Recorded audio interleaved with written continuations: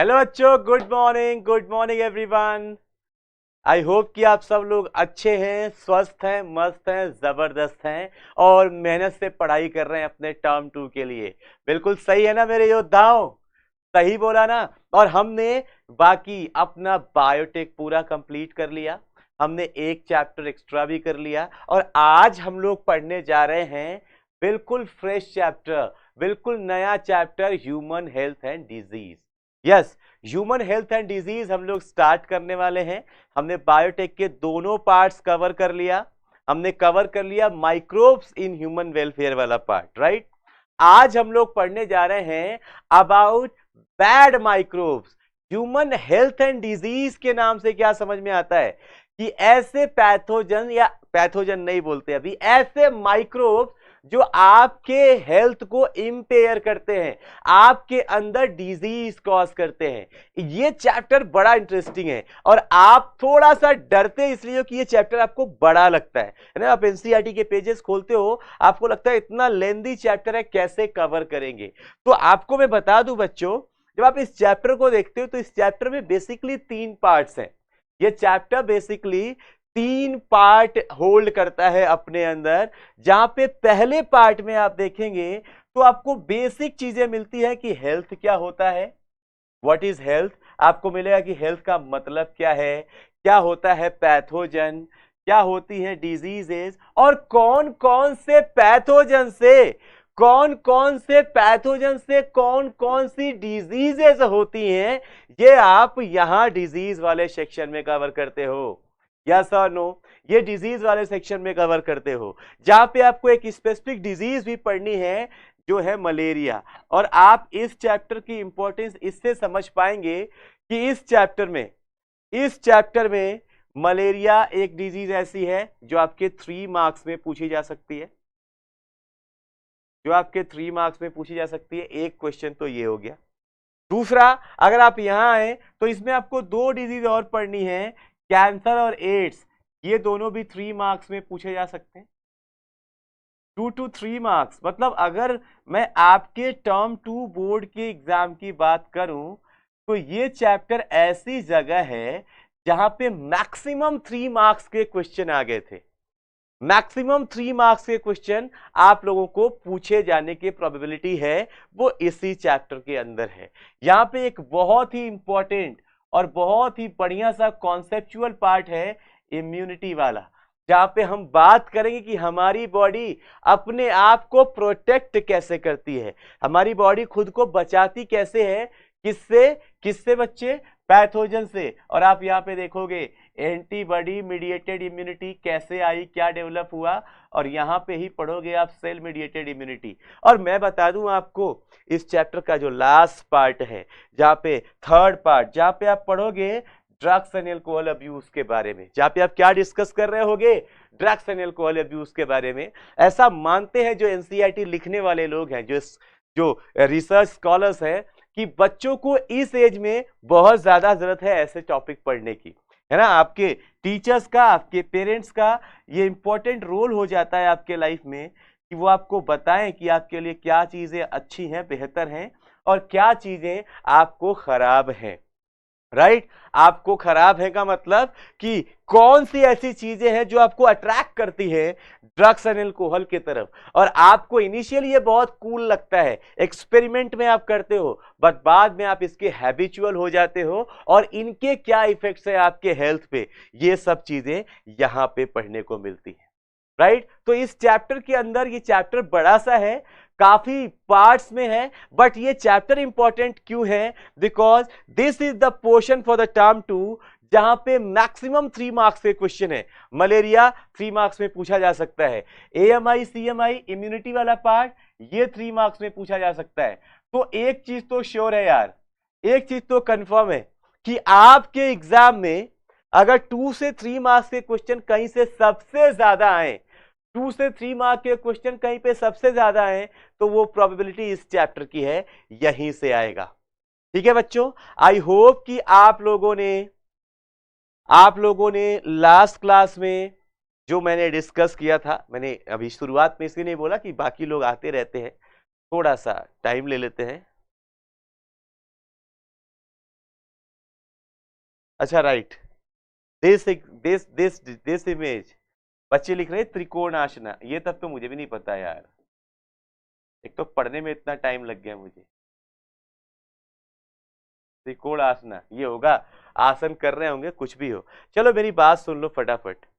हाँ बेटा विशाल, बिल्कुल सही बात है। अभी आप लोग फटाफट डाउट बता दो, जो आपके लास्ट क्लास के डाउट रह गए हैं, जो डाउट आपको आ रहे हैं वो बता दो। 2 मिनट का टाइम है डाउट देने के लिए, और तब तक पता नहीं कौन बच्चा है, या कभी कभी बच्चे बोलते हैं ऐसा कि सर आप मोटिवेट नहीं करते हो, है ना, सर मोटिवेशनल शायरी बोल दो, सर कुछ मोटिवेशनल बता दो। बच्चे, अगर आपको लाइफ में कुछ अच्छा करना है, कुछ बेहतर करना है, कुछ बहुत बड़ा करना है, तो आपको मोटिवेशन मुझसे नहीं मिलनी चाहिए। आपको मोटिवेशन मुझसे नहीं मिलनी चाहिए। आप डाउट लिख दो और सुनते रहो मैं क्या बोल रहा हूं, मैं डाउट भी देख रहा हूं। अगर आप लाइफ में कभी भी कुछ बेहतर करना चाहते हो तो ट्राई ट्राई करो कि आप खुद को मोटिवेट करो। Self motivation is permanent, self motivation is permanent, right. अगर आपको मैं कुछ बोलूंगा, अभी अच्छा लगेगा, आप ताली बजाओगे, खड़े होके स्टैंडिंग ओवेशन दे लोगे, और वो 4 दिन के बाद चला जाता है, वो 4 दिन के बाद चला जाता है। जिंदगी में अगर कुछ भी बेहतर करना है, कुछ बड़ा करना है, तो आपका जो भी एम है, जो भी एम है, जो भी सोच रखा है कि यस लाइफ में मैं ये अचीव करूंगा या ये अचीव करना चाहती हूं, करूंगी, तो आपको वो दिमाग में बिल्कुल फिक्स होना चाहिए। वो बिल्कुल दिमाग में क्या होना चाहिए, फिक्स होना चाहिए। आपका एम आपको बार बार याद आना चाहिए। और आप पता है बच्चे, आप ऐसे एज में हो, आप ऐसे एज में हो कि यहां पे सबसे ज्यादा डिस्टरबेंस है, डिस्टरबेंस सबसे ज्यादा आपके एज में है ना। आपकी सबसे ज्यादा डिस्टरबेंस इस एज में है, तो आपको यहां से उसको अपने आप को कट रखना है। अभी मौसी की शादी होगी, बुआ की शादी होगी, इनकी शादी होगी, उनकी शादी होगी।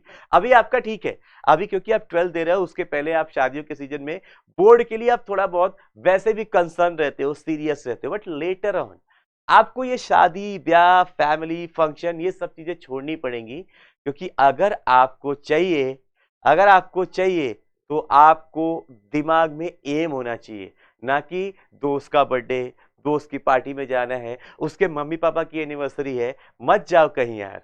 अपना काम करो, अपना काम करो, इधर उधर जाने की जरूरत नहीं है सिर्फ। और अभी इस टाइम पे अगर आप मुझे बोल रहे हो कि सर मोटिवेशन दे दो, नहीं, आप खुद मोटिवेट रहो यार। आपका एग्जाम है, आप ऐसे टाइम पे हो, आप ऐसे टाइम पे हो कि आपके पास टाइम वेस्ट करने का टाइम ही नहीं है ना। तो आपको बिल्कुल फोकस होके पढ़ते जाना है, बिकॉज आपका 12th एग्जाम बिल्कुल सामने है और आपकी तैयारी बिल्कुल एंडिंग पे है। तो जितना बेस कर पाओ, जहां से अपने काम की चीजें जितना कलेक्ट कर पाओ करो और उड़ जाओ। और बिल्कुल जब तक अपने टारगेट तक मत पहुंचो, रुकना मत, रुकना मत, चलते रहना, सरकते रहना, खिसकते रहना, लेकिन रुकना मत, है ना। क्योंकि चलते रहोगे तो रास्ता अपने आप तय हो जाएगा, आपको पता नहीं चलेगा, मंजिल मिल जाएगी, लेकिन रुक गए तो समस्या है ना। इतना ही कर पाता हूं मैं मोटिवेट, या फिर मैं चालू करूंगा तो बहुत लंबा हो जाता है, जो अपने पास टाइम नहीं है अभी ना। कभी करेंगे, लास्ट क्लास में करेंगे आप लोगों से बात, है ना, लास्ट क्लास में करेंगे। कोई बात नहीं मयंक बेटा, कोई बात नहीं। चलो, एक ही डाउट आ रहा है बार बार बीओडी का, BOD BOD BOD BOD, sir BOD बता दो, सर बीओडी बता दो, सर बीओडी बता दो। देख ले बच्चे, बीओडी सुन ले क्या है। हाँ है ना बेटा, इन फ्यूचर में नीट की क्लासेस हैं आपके लिए, बिल्कुल है। इसके लिए आप हमारे जो इंफॉर्मेशन इंक्वायरी का नंबर है वहां बात करो, ज्यादा अच्छा बता पाएंगे वो लोग। चलो अभी शुरू कर लो फटाफट। एक ही डाउट आ रहा है बच्चे का, सर वो बोल रहा है कि सर एरिएशन टैंक में बीओडी डिक्रीज हो जाता है ना। एरिएशन टैंक में बीओडी एक डिक्रीज हो जाता है। बेटा विशाल कुमार, वहां पे एक विशाल 2-3 बार पूछ चुके हैं ये क्वेश्चन। पहला सवाल है बीओडी डिक्रीज होना इन एरिएशन टैंक, कि सर ये कैसे होता है। ये पहला क्वेश्चन आ रहा है, पहला डाउट आ रहा है। और दूसरा डाउट आ रहा है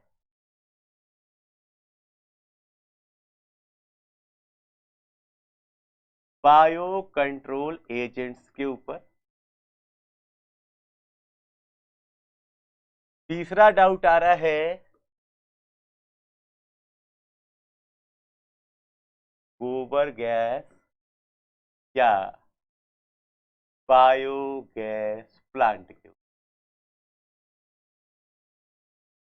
यही आ रहा है, फटाफट देख लो, फटाफट देख लो, जितनी बातें आप लोग करना चाहते हो फटाफट कवर करें।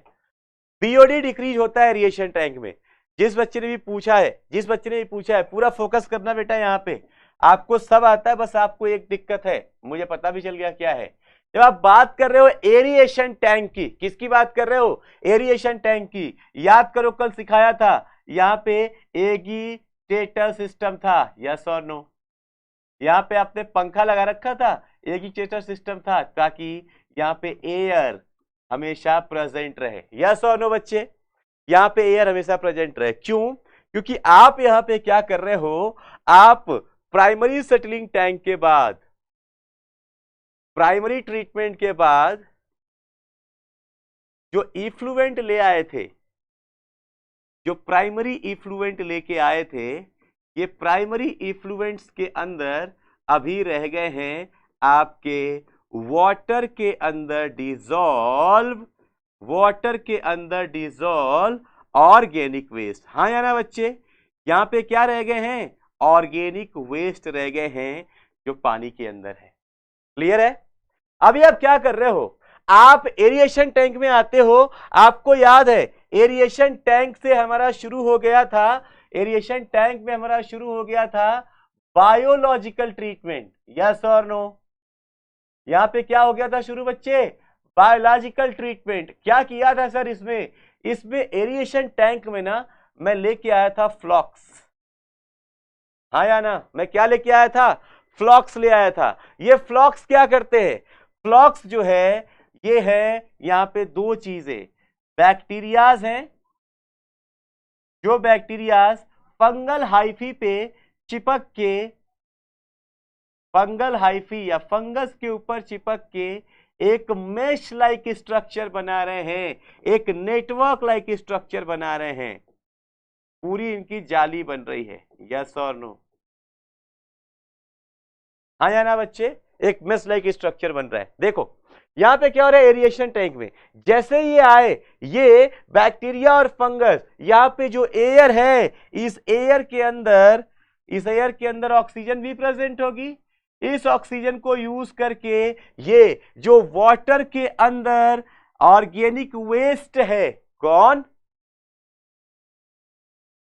ओके, जो ऑर्गेनिक वेस्ट है, इस ऑर्गेनिक वेस्ट को क्या करेंगे, ये मेश लाइक स्ट्रक्चर इस ऑर्गेनिक वेस्ट को, जो ऑर्गेनिक वेस्ट है इसमें, इस एयर के हेल्प से इसको ऑक्सीडाइज करेंगे।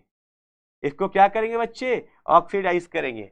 चलो, जो बच्चा पूछ रहा था उसके लिए थैंक यू मुकर्रम। अभी अचानक से ऐसा क्या हो गया, सब लोगों ने अचानक से तारीफ शुरू कर दी पढ़ते पढ़ते। यहां देखो, पहले इधर फोकस करो, इधर क्या, कहां पे हैं हम लोग कि यहाँ पे ऑक्सीडाइज करके ये क्या करने वाला है, इस वेस्ट को रिमूव करने वाला है। मेरे बच्चे एक बात बताओ, मैंने कल आपको एक बढ़िया सा तरीका बताया था, मैंने बोला बीओडी होता क्या है, क्या होता है? बायोकेमिकल या बायोलॉजिकल ऑक्सीजन डिमांड।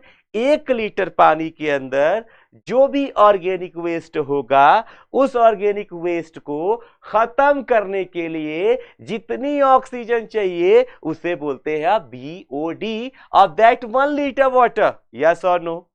यानी अगर कहीं पे ऑर्गेनिक वेस्ट ज्यादा होगा, ध्यान से सुनना बच्चे, कहीं पे ऑर्गेनिक वेस्ट ज्यादा होगा, वहां पे उस ऑर्गेनिक वेस्ट को ऑक्सीडाइज करने के लिए the requirement of oxygen will be more, वहां पे ऑक्सीजन भी ज्यादा चाहिए, यस और नो?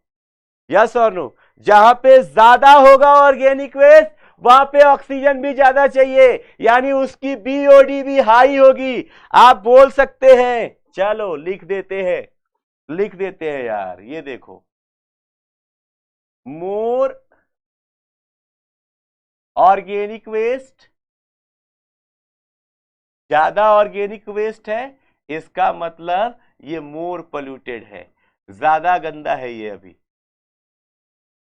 और ये ज्यादा ऑर्गेनिक वेस्ट है तो आपको ऑक्सीडाइज करने के लिए ऑक्सीजन की डिमांड भी ज्यादा होगी, बीओडी ज्यादा, ये सब, यस और नो? लेकिन लेकिन लेकिन लेकिन हुआ क्या, जब जब इसके अंदर ऑक्सीजन क्यों रिक्वायर्ड है बेटा, ऑक्सीडेशन करना है, ऑक्सीडाइज करते हैं, ऑक्सीडाइज करके जो उसमें ऑर्गेनिक वेस्ट है, चलो ये भी सीख लो, ये भी सीख लो, कोई बात नहीं। देखो जो ऑर्गेनिक कंपाउंड है, नाम लिख रहा हूं मैं ऑर्गेनिक कंपाउंड, तो मेरे बच्चे आपको ये पता होगा कि ऑर्गेनिक कंपाउंड वो केमिकल्स होते हैं जो कार्बन कंपाउंड्स हैं, यस और नो। और ये कार्बन कंपाउंड्स ऑक्सीजन, जो एयर में प्रेजेंट ऑक्सीजन है उसके साथ मिलके इजीली CO2 बना के निकल लेते हैं। इसलिए हम लेते हैं कि जो कार्बन है ना वो निकालना है हमें यहां से, समझ में आया, कार्बन निकालना है, ऑर्गेनिक वेस्ट रिमूव करना है, मतलब कार्बन को हटाना है। तो हमने ऑक्सीजन दिया और ये CO2 बना के गैस के फॉर्म में निकल लिया। तो जहां पे बच्चे सुनना, जो पूछ रहा था, जहां पे ऑर्गेनिक वेस्ट ज्यादा है वहां पे BOD ज्यादा है, लेकिन आपने एरिएशन टैंक में क्या किया कि आपने एयर अवेलेबल कराया। आपने एरिएशन टैंक में क्या किया मेरे बच्चे, आपने एरिएशन टैंक में एयर अवेलेबल कराया, और इस एयर के अंदर ऑक्सीजन है, और आपने साथ ही जोड़ दिया aerobic bacterias and fungus, aerobic bacterias और फंगस भी जोड़ दिया जो आप फ्लॉक्स लेके आए थे। ये क्या करेंगे, अब पानी के अंदर प्रेजेंट ऑर्गेनिक वेस्ट को ऑक्सीडाइज करना शुरू करेंगे, क्योंकि ये एरोबिक बैक्टीरिया है, एयर के प्रेजेंस में ऑक्सीडेशन शुरू करेंगे। ध्यान से देखना, जैसे जैसे ऑक्सीडेशन होगा वहां से कार्बन जो होगा, जितनी ऑक्सीजन होगी उतनी तेजी से CO2 में गायब होता रहेगा, बनके carbon converted to be CO2 and ये गैस के फॉर्म में निकलता रहेगा। जैसे जैसे कार्बन रिमूव होता रहेगा वहां पे ऑर्गेनिक वेस्ट कम होता रहेगा। क्या यस और नो बच्चे, यहां पे ऑर्गेनिक वेस्ट कम होता रहेगा, हाँ या ना बोलना। कार्बन रिमूव हो रहा है, कार्बन रिमूव हो रहा है, कार्बन रिमूव हो रहा है, क्यों, ऑक्सीजन भी है और ऑर्गेनिक वेस्ट में कार्बन भी, वो CO2 बनाकर रिमूव हो रहा है, ऑर्गेनिक वेस्ट घट रहा है। अरे मेरे बच्चे, जब ऑर्गेनिक वेस्ट घटा, जब ऑर्गेनिक वेस्ट घटा तो ऑर्गेनिक वेस्ट घटने की वजह से, ऑर्गेनिक वेस्ट घटने की वजह से फिर उसके अंदर जो ऑक्सीजन की डिमांड है, जब वेस्ट घटेगा तो BOD भी घटेगी।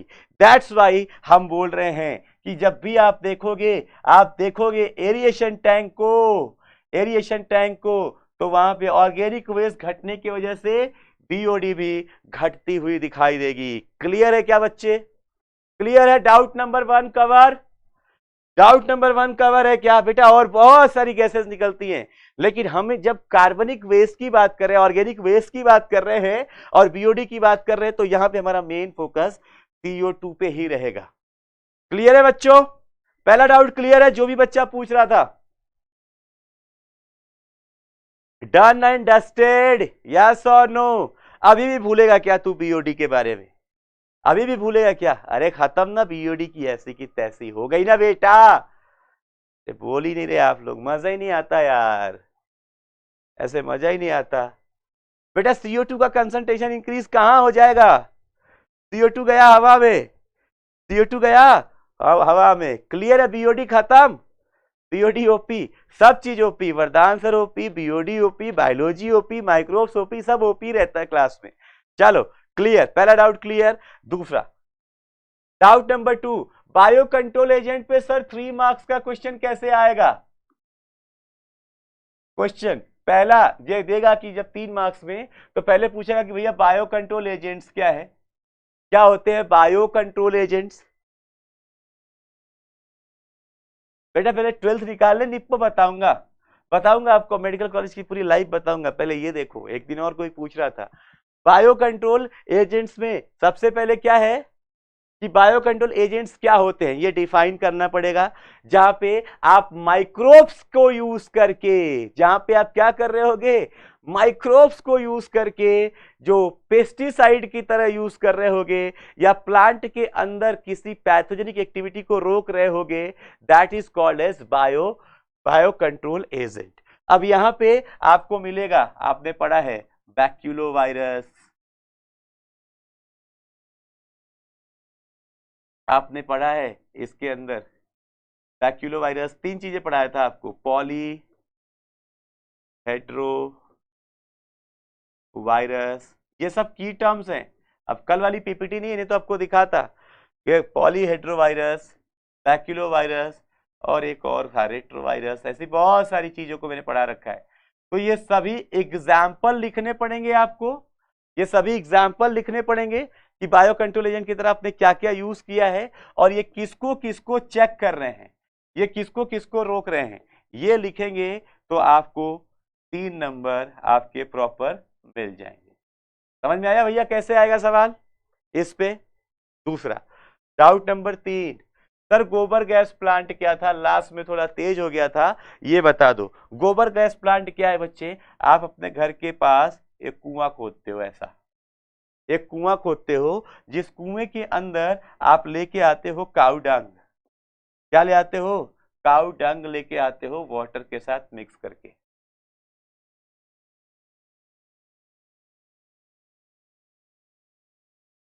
काऊ डंग प्लस वाटर का मिक्सचर आप यहाँ पे डाल देते हो, क्या कर देते हो? काऊ डंग एंड वाटर का मिक्सचर आप यहाँ पे डाल देते हो। दिक्कत यही होती है बेटा कि हमें मतलब एनसीईआरटी में क्या है वो तो है ही है, मुझे थोड़ा बाहर का भी पता होता है, इसीलिए मैं एग्जाम्पल देने में डरता हूँ कि बाहर का बहुत सारा ना हो जाए। चलो कोई बात नहीं, यहाँ पे काऊ डंग आ गया, यहाँ पे क्या आ गया? काऊ डंग आ गया।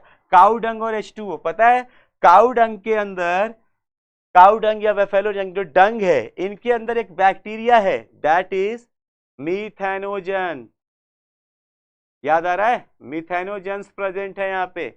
ये मीथेनोजेंस क्या करते हैं, जब ये अंदर आ जाता है यहाँ पे फर्मेंटेशन कॉज करते हैं। H2O प्लस इसके अंदर ये मिथेनोनिक बैक्टीरिया इनके ऊपर मेटाबॉलिज्म करके, इनके ऊपर मेटाबॉलिज्म करके वो क्या कर लेंगे, ये मिथेनोजन प्रोड्यूस करते हैं गैसेज, जिसमें CH4 मेन है, CO2 मेन है, ये 2 गैसेस तो आपको याद ही रखना है ना, और भी गैसेस का मिक्सचर, हाइड्रोजन और समथिंग समथिंग, ये गैसेस का मिक्सचर बनता है। ये मिक्सचर यहाँ से बन रहा है, ये देखो गैस बन रही है यहाँ से, इस गैस को हम यहाँ पे ऊपर, यहाँ पे एक ना ऐसे पूरी ट्यूब होती है जिसके अंदर कलेक्ट करते हैं।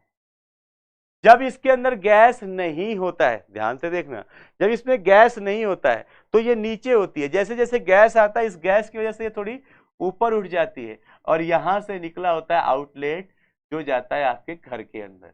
यहाँ पे यहाँ से जो गैस का मिक्सचर आ रहा है जिसमें मेनली CH4 इंपॉर्टेंट है, मिथेनोजन, कार्बन डाइऑक्साइड, हाइड्रोजन, ये सब जो गैसेज हैं ये यहां से आते हैं, यहां से आते हैं, बता रहा हूं क्यों नहीं करते हैं, यहां से आते हैं, यहां से आएंगे आप अपने घर में, और घर में आप कनेक्शन लिखकर रखते हैं अपने कहाँ पे, स्टोव के साथ, गैस स्टोव के साथ, या आप इससे लाइट भी जला सकते हैं, है ना, इससे बल्ब भी जला सकते हैं, ये आपके एनर्जी सोर्स की तरह यूज होता है। यहाँ पे जो बचा हुआ है, इस बचे हुए को आप कुछ दिन के बाद यहाँ के एक आउटलेट से निकालते हैं, यहाँ पे निकालते हैं और इसे आप यूज करते हैं ऑर्गेनिक फॉर्मिंग में, मैन्योर की तरह, फर्टिलाइजर्स की तरह।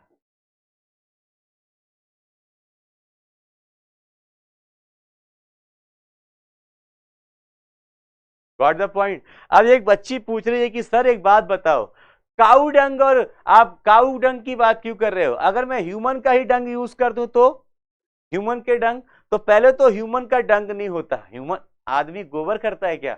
कोई बात नहीं, है ना, ह्यूमन की पट्टी होती है ना, कोई बात नहीं, चलो डंग ले लिया, डंग ही ले लिया, कोई बात नहीं चलेगा, डंग लिया, यहां पे ह्यूमन का, ह्यूमन के अंदर बच्चे मिथेनोजेंस नहीं होंगे, ह्यूमन के अंदर मिथेनोजेंस नहीं होंगे, जब मिथेनोजेंस नहीं होंगे ह्यूमन में तो ये गैस भी नहीं बनेगी।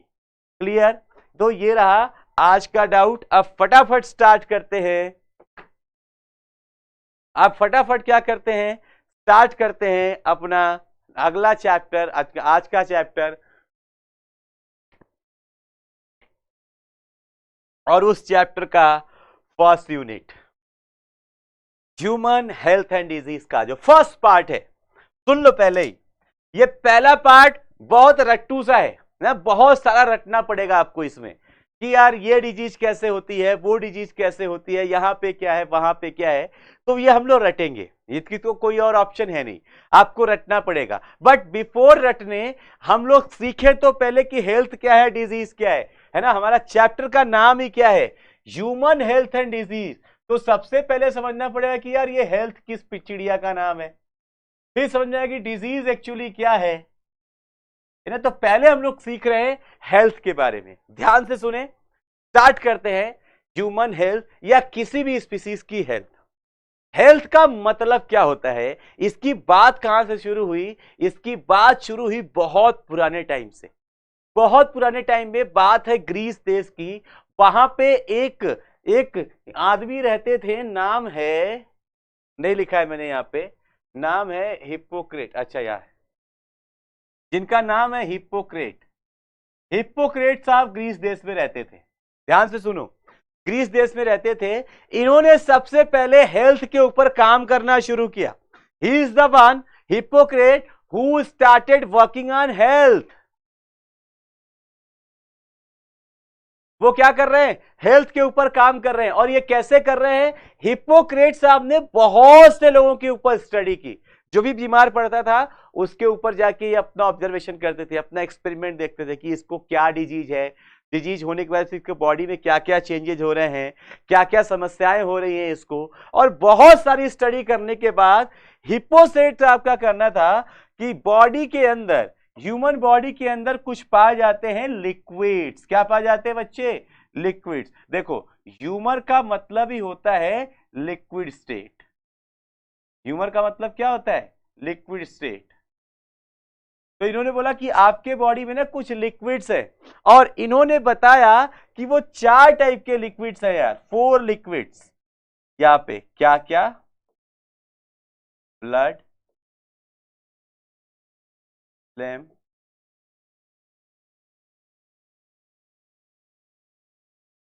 Black bile and yellow bile.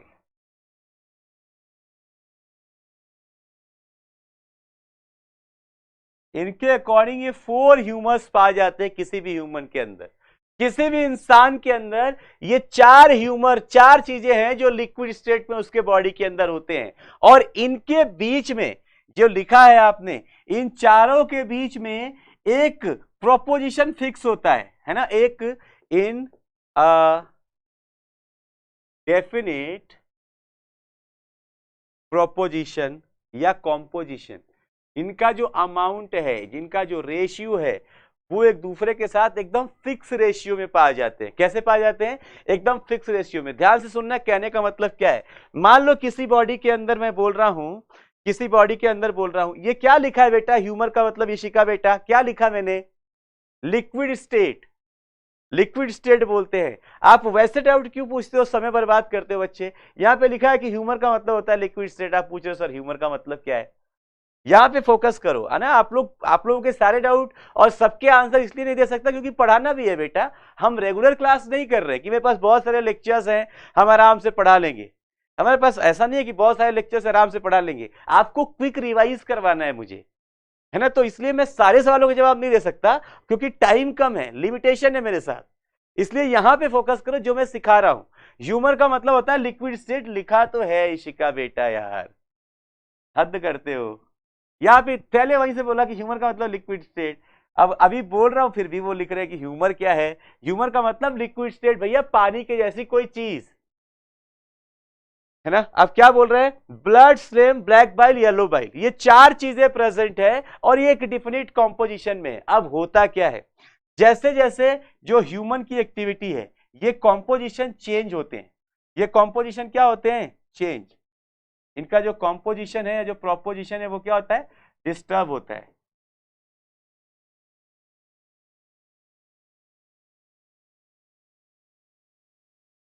Disturb होता है। क्यों डिस्टर्ब होता है, देख लो।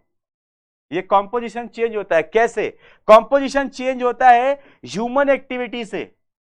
आप कब उठ रहे हो, कब सो रहे हो, कितनी देर सो रहे हो, क्या खा रहे हो, क्या पी रहे हो, आपकी एक्टिविटी कैसी है उससे। और ये अफेक्ट होता है सीजनल चेंजेस से, जब मौसम बदल रहा है, जब क्या हो रहा है, मौसम बदल रहा है, तो ये क्या होते हैं, ये चेंज होते हैं। अब क्या होगा, जैसे ही आपकी एक्टिविटी कुछ ऐसी हुई कि आपके इसमें से कोई भी बढ़ा कोई भी घटा, इनका जो रेशियो है वो डिस्टर्ब हुआ, या सीजन चेंज हुआ, सीजनल चेंजेस। सर हमें पता है आजकल ना बहुत से लोग बीमार पड़ रहे हैं, क्यों, क्योंकि अभी वो सर्दी में थे, ठंडी में थे, और जैसे ही गर्मी का टाइम आ रहा है, प्यास लग रही है और ठंडा पानी पी रहे, गला खराब हो जा रहा है, यस और नो, बीमार पड़ रहे हैं। तो आपने क्या बोला, सीजनल चेंजेस। ये दो चीजों की वजह से, आपकी एक्टिविटी की वजह से और सीजनल चेंजेस की वजह से इनका कॉम्पोजिशन डिस्टर्ब होता है, और जैसे इनका कॉम्पोजिशन डिस्टर्ब होता है, आपका हेल्थ जो इन ह्यूमर के वजह से, इन ह्यूमर के डिफिनिट प्रोपोजिशन की वजह से मेंटेन था, यहां पे आपका हेल्थ क्या था, मेंटेन था। आपका हेल्थ यहां पे जैसे चेंज होता है, डिस्टर्ब हो जाता है, और आप हेल्दी से अनहेल्दी सिचुएशन में चले जाते हो। कहां चले जाते हो, अनहेल्दी सिचुएशन में। तो हेल्थ क्या है, हेल्थ की जो बेसिक डिफिनीशन आपके एनसीईआरटी के फर्स्ट पेज पे लिख रखा है। जब आप एनसीईआरटी डिस्कस करोगे, पढ़ोगे, तो हेल्थ वाले के टॉपिक के फर्स्ट पेज पे लिख रखा है कि हेल्थ को डिफाइन करते हैं हम with the help of good humour hypothesis. Good humour hypothesis कि हमारी बॉडी के अंदर कुछ सर्टेन ह्यूमर्स हैं, ह्यूमर्स मतलब कुछ लिक्विड हैं जो गुड कंडीशन में है, यानी अपने डेफिनिट प्रीपोजिशन में बने हुए हैं। और जब ये गुड कंडीशन में है तो आपकी हेल्थ भी गुड होगी, गुड होगी मतलब अच्छा होगा, है ना। अरे बेटा हिंदी में वात पित्त कफ सुना है, ऐसे ही स्लिम का मतलब क्या होता है, कफ या पित्त, ऐसी चीजें।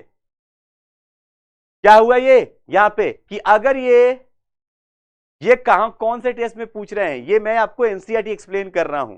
ये देखो, हेल्थ गुड ह्यूमर हाइपोथेसिस कब, जब ये डिफिनिट प्रोपोजिशन में है तो आपकी हेल्थ अच्छी होगी, आप इसे क्या बोलोगे, अच्छा। और ये दिया था सबसे पहले आपके ग्रीक फिलोसोफर हिप्पोक्रेट साहब ने। बाद में इंडियन मेडिकल साइंस ने भी, जो इंडियन मेडिसिनल साइंस है, इंडियन आयुर्वेदा साइंस, जिसके फादर बोले जाते हैं चरक साहब, इन चरक साहब ने भी इनको सपोर्ट किया। इन्होंने बोला बिल्कुल सही बोल रहे हैं, ऐसा ही कुछ हम भी मानते हैं। आप हिंदू माइथोलॉजी में हो तो आपको पता है कि ह्यूमन बॉडी कैसे बनी है, ह्यूमन बॉडी कैसे बनी है, क्या, पहला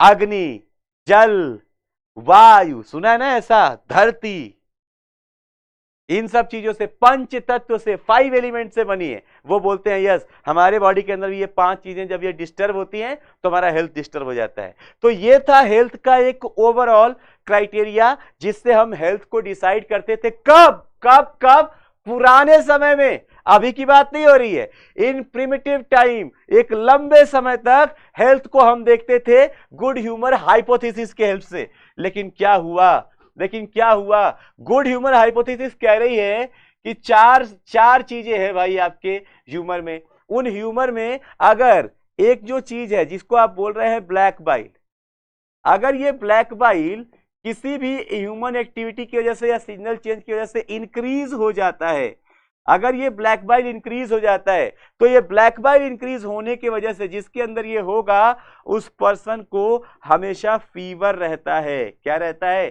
फीवर रहता है। उसके बॉडी का टेम्परेचर हमेशा नॉर्मल लोगों से ज्यादा रहता है, बॉडी का टेम्परेचर क्या होता है, बढ़ जाता है। ऐसा ये बोल रहे हैं, कौन बोल रहे हैं, गुड ह्यूमर हाइपोथेसिस।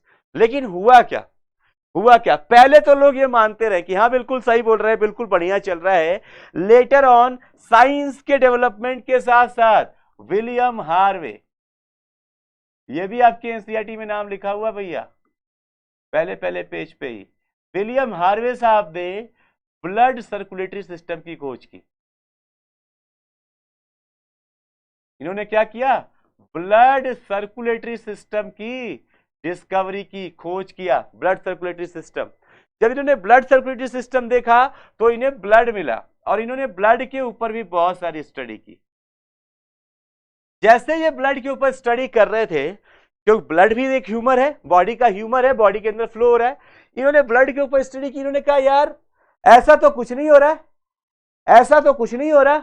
अगर मैं किसी को देखूं जिसके अंदर ब्लैक बाइल है, इन्होंने दो लोगों को पकड़ा, ये देखो दो लोगों को पकड़ा, एग्जाम्पल समझना, इन्होंने पकड़ा अमन को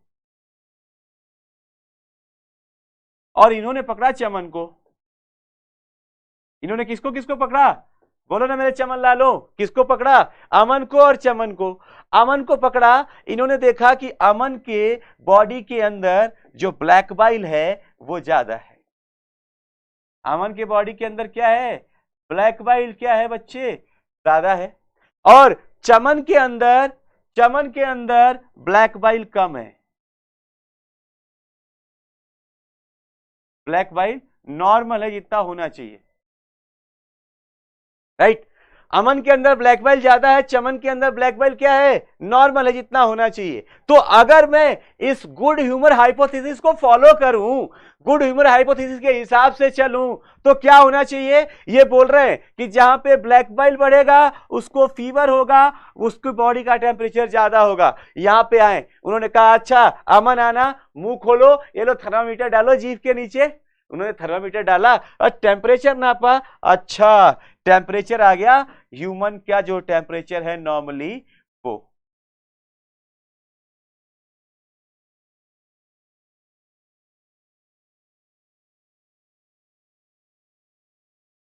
नॉर्मल ह्यूमन टेम्परेचर, अरे यार ये ज्यादा आना चाहिए था, रुको रुको रुको, एक बार चमन का देखते हैं। चमन को बोला चमन बेटा तू आ, अब तू मुंह खोल, जीभ के नीचे जरा थर्मामीटर लगा, 2 हो गया।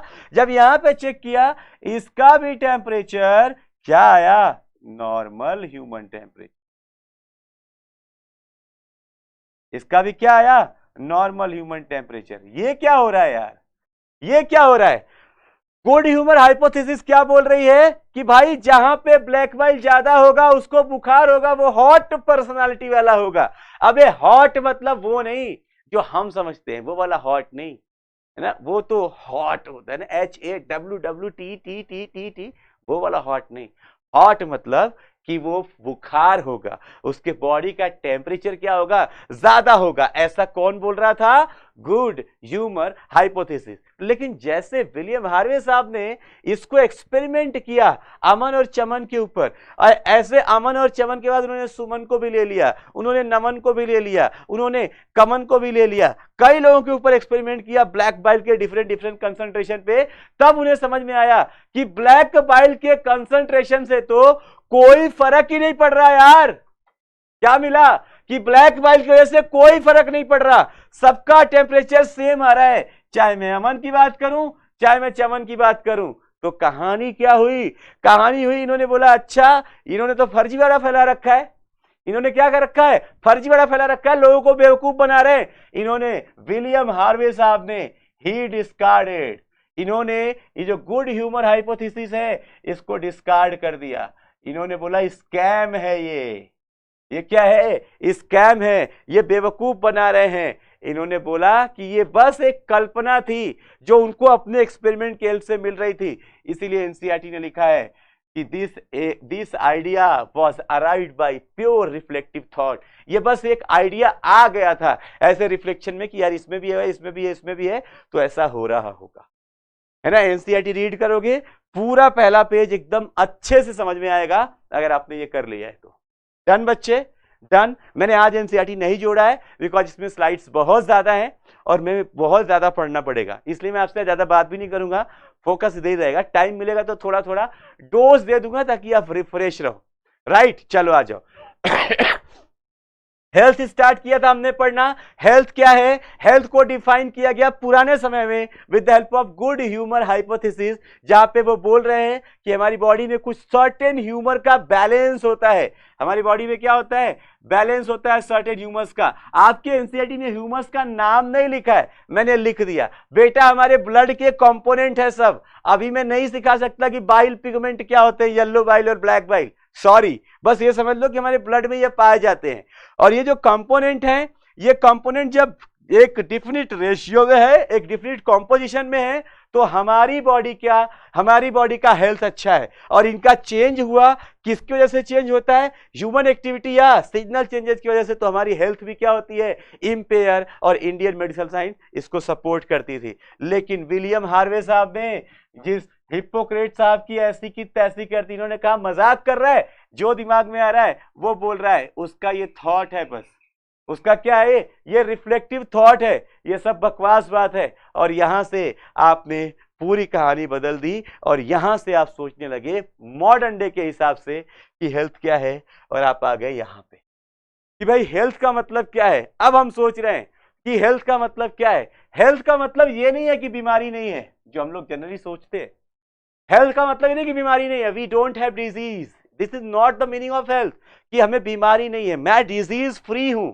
मेरी बॉडी का चेकअप करा लो, एक बैक्टीरिया, एक पैथोजन, एक वायरस मिल गया तो मैं बीमार, अपने मतलब शर्त हार जाऊंगा, जीवन हार जाऊंगा, नहीं, वो नहीं भाई। आप फिजिकली भी फिट होने चाहिए, आप फिजिकली भी क्या होना चाहिए?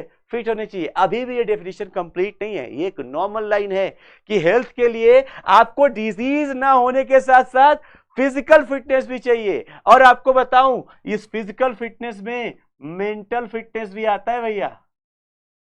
आपका दिमाग भी ठीक होना चाहिए, है ना। आप बॉडी से बड़े स्ट्रांग हो, एकदम ऐसे खाली के जैसे लंबे चौड़े, बोलो अरे मैं फिजिकली बहुत फिट हूं, लेकिन रोज सर्दी रहती है, रोज सर्दी रहती है, हर तीसरे दिन चौथे दिन वीक में फीवर होता है, तो you are not fit, you are not fit, है ना। आपको फिटनेस के लिए, आपको हेल्दी होने के लिए डिजीज भी नहीं होना चाहिए, आप बॉडी से फिजिकली भी फिट होने चाहिए। बिल्कुल रिया, आप यू गॉट द पॉइंट। अभी मैं बताऊंगा, सब बीमार हैं आजकल, तो देखो ना, एब्सेंस ऑफ डिजीज का मतलब कि बीमारी ना हो, फिजिकली फिट हो और मेंटल फिटनेस भी चाहिए। ऐसा नहीं है कि आप घर में आते हो ऑफिस में काम करके, मैं अपनी बात नहीं कर रहा, नहीं बिल्कुल भी नहीं।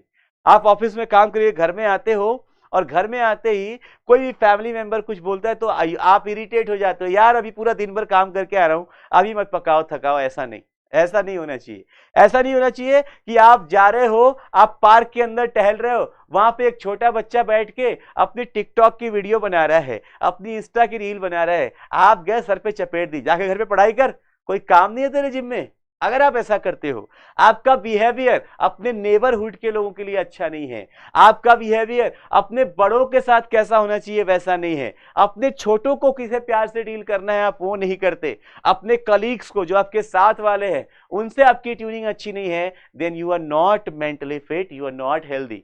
नहीं, एक बात और सुन लो, एक बात और सुन लो, है ना, कंफ्यूज मत होना। देखो यार, हम लोग इंसान है ना, वी आर ह्यूमंस, है ना, उम्मीद करता हूं आप भी होंगे, वी आर ह्यूमंस, तो उम्मीद करता हूं आप भी होंगे, हम भी इंसान, आप भी इंसान। अब हो क्या रहा है, हो क्या रहा है कि यार हमारी चारों तरफ ऐसा नहीं कि सबके साथ हम सेम ट्यूनिंग रख पाए, सबके साथ सेम बैलेंस रख पाए, तो कभी किसी के साथ ऊपर नीचे हो जाती है, ठीक है। जैसे मान लो मेरी लड़ाई हो गई पप्पा जी से, एक जन से हो गई, मेरी लड़ाई हो गई रमेश जी से, दो जन से हो गई, लेकिन मेरी लड़ाई संजीव जी से भी हो गई, मेरी लड़ाई शशांक सर से भी हो गई, मेरी लड़ाई धर्मेंद्र सर से, सबसे ही लड़ रहा हूं, तो मुझ में गलती है। समझ रहे हो आप, समझ रहे हो। एक इंसान के साथ ट्यूनिंग ना हो चलेगा, एक इंसान के साथ, आप अपने सराउंडिंग में, आपकी अपने घर में अपने भाई से नहीं बनती, दैट्स ओके, मम्मी से भी नहीं बनती, पापा से भी नहीं बनती, बुआ से भी लड़ते हो, पड़ोसी से भी लड़ते हो, उसके बच्चे को भी मारते हो, उसके गाड़ी पे शीशे, उसके गाड़ी के शीशे तोड़ देते हो पत्थर मार के, देन यू आर अनहेल्दी, आप मेंटली फिट नहीं हो। समझ रहे हो ना।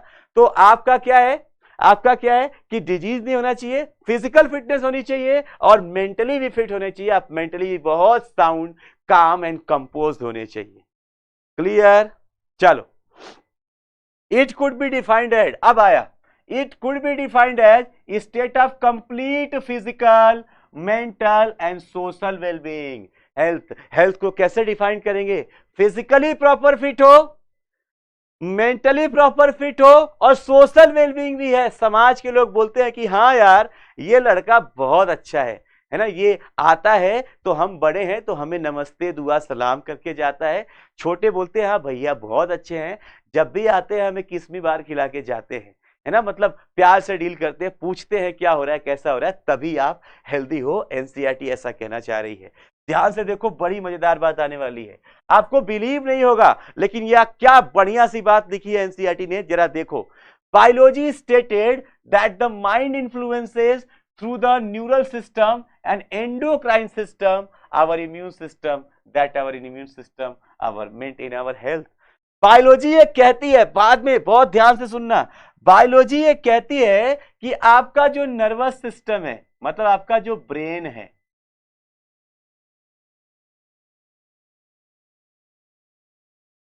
बहुत बढ़िया सी बात लिखी है, देखो आपका जो ब्रेन है ये नर्वस सिस्टम मैसेज भेजता है किसको? एंडोक्राइन सिस्टम को।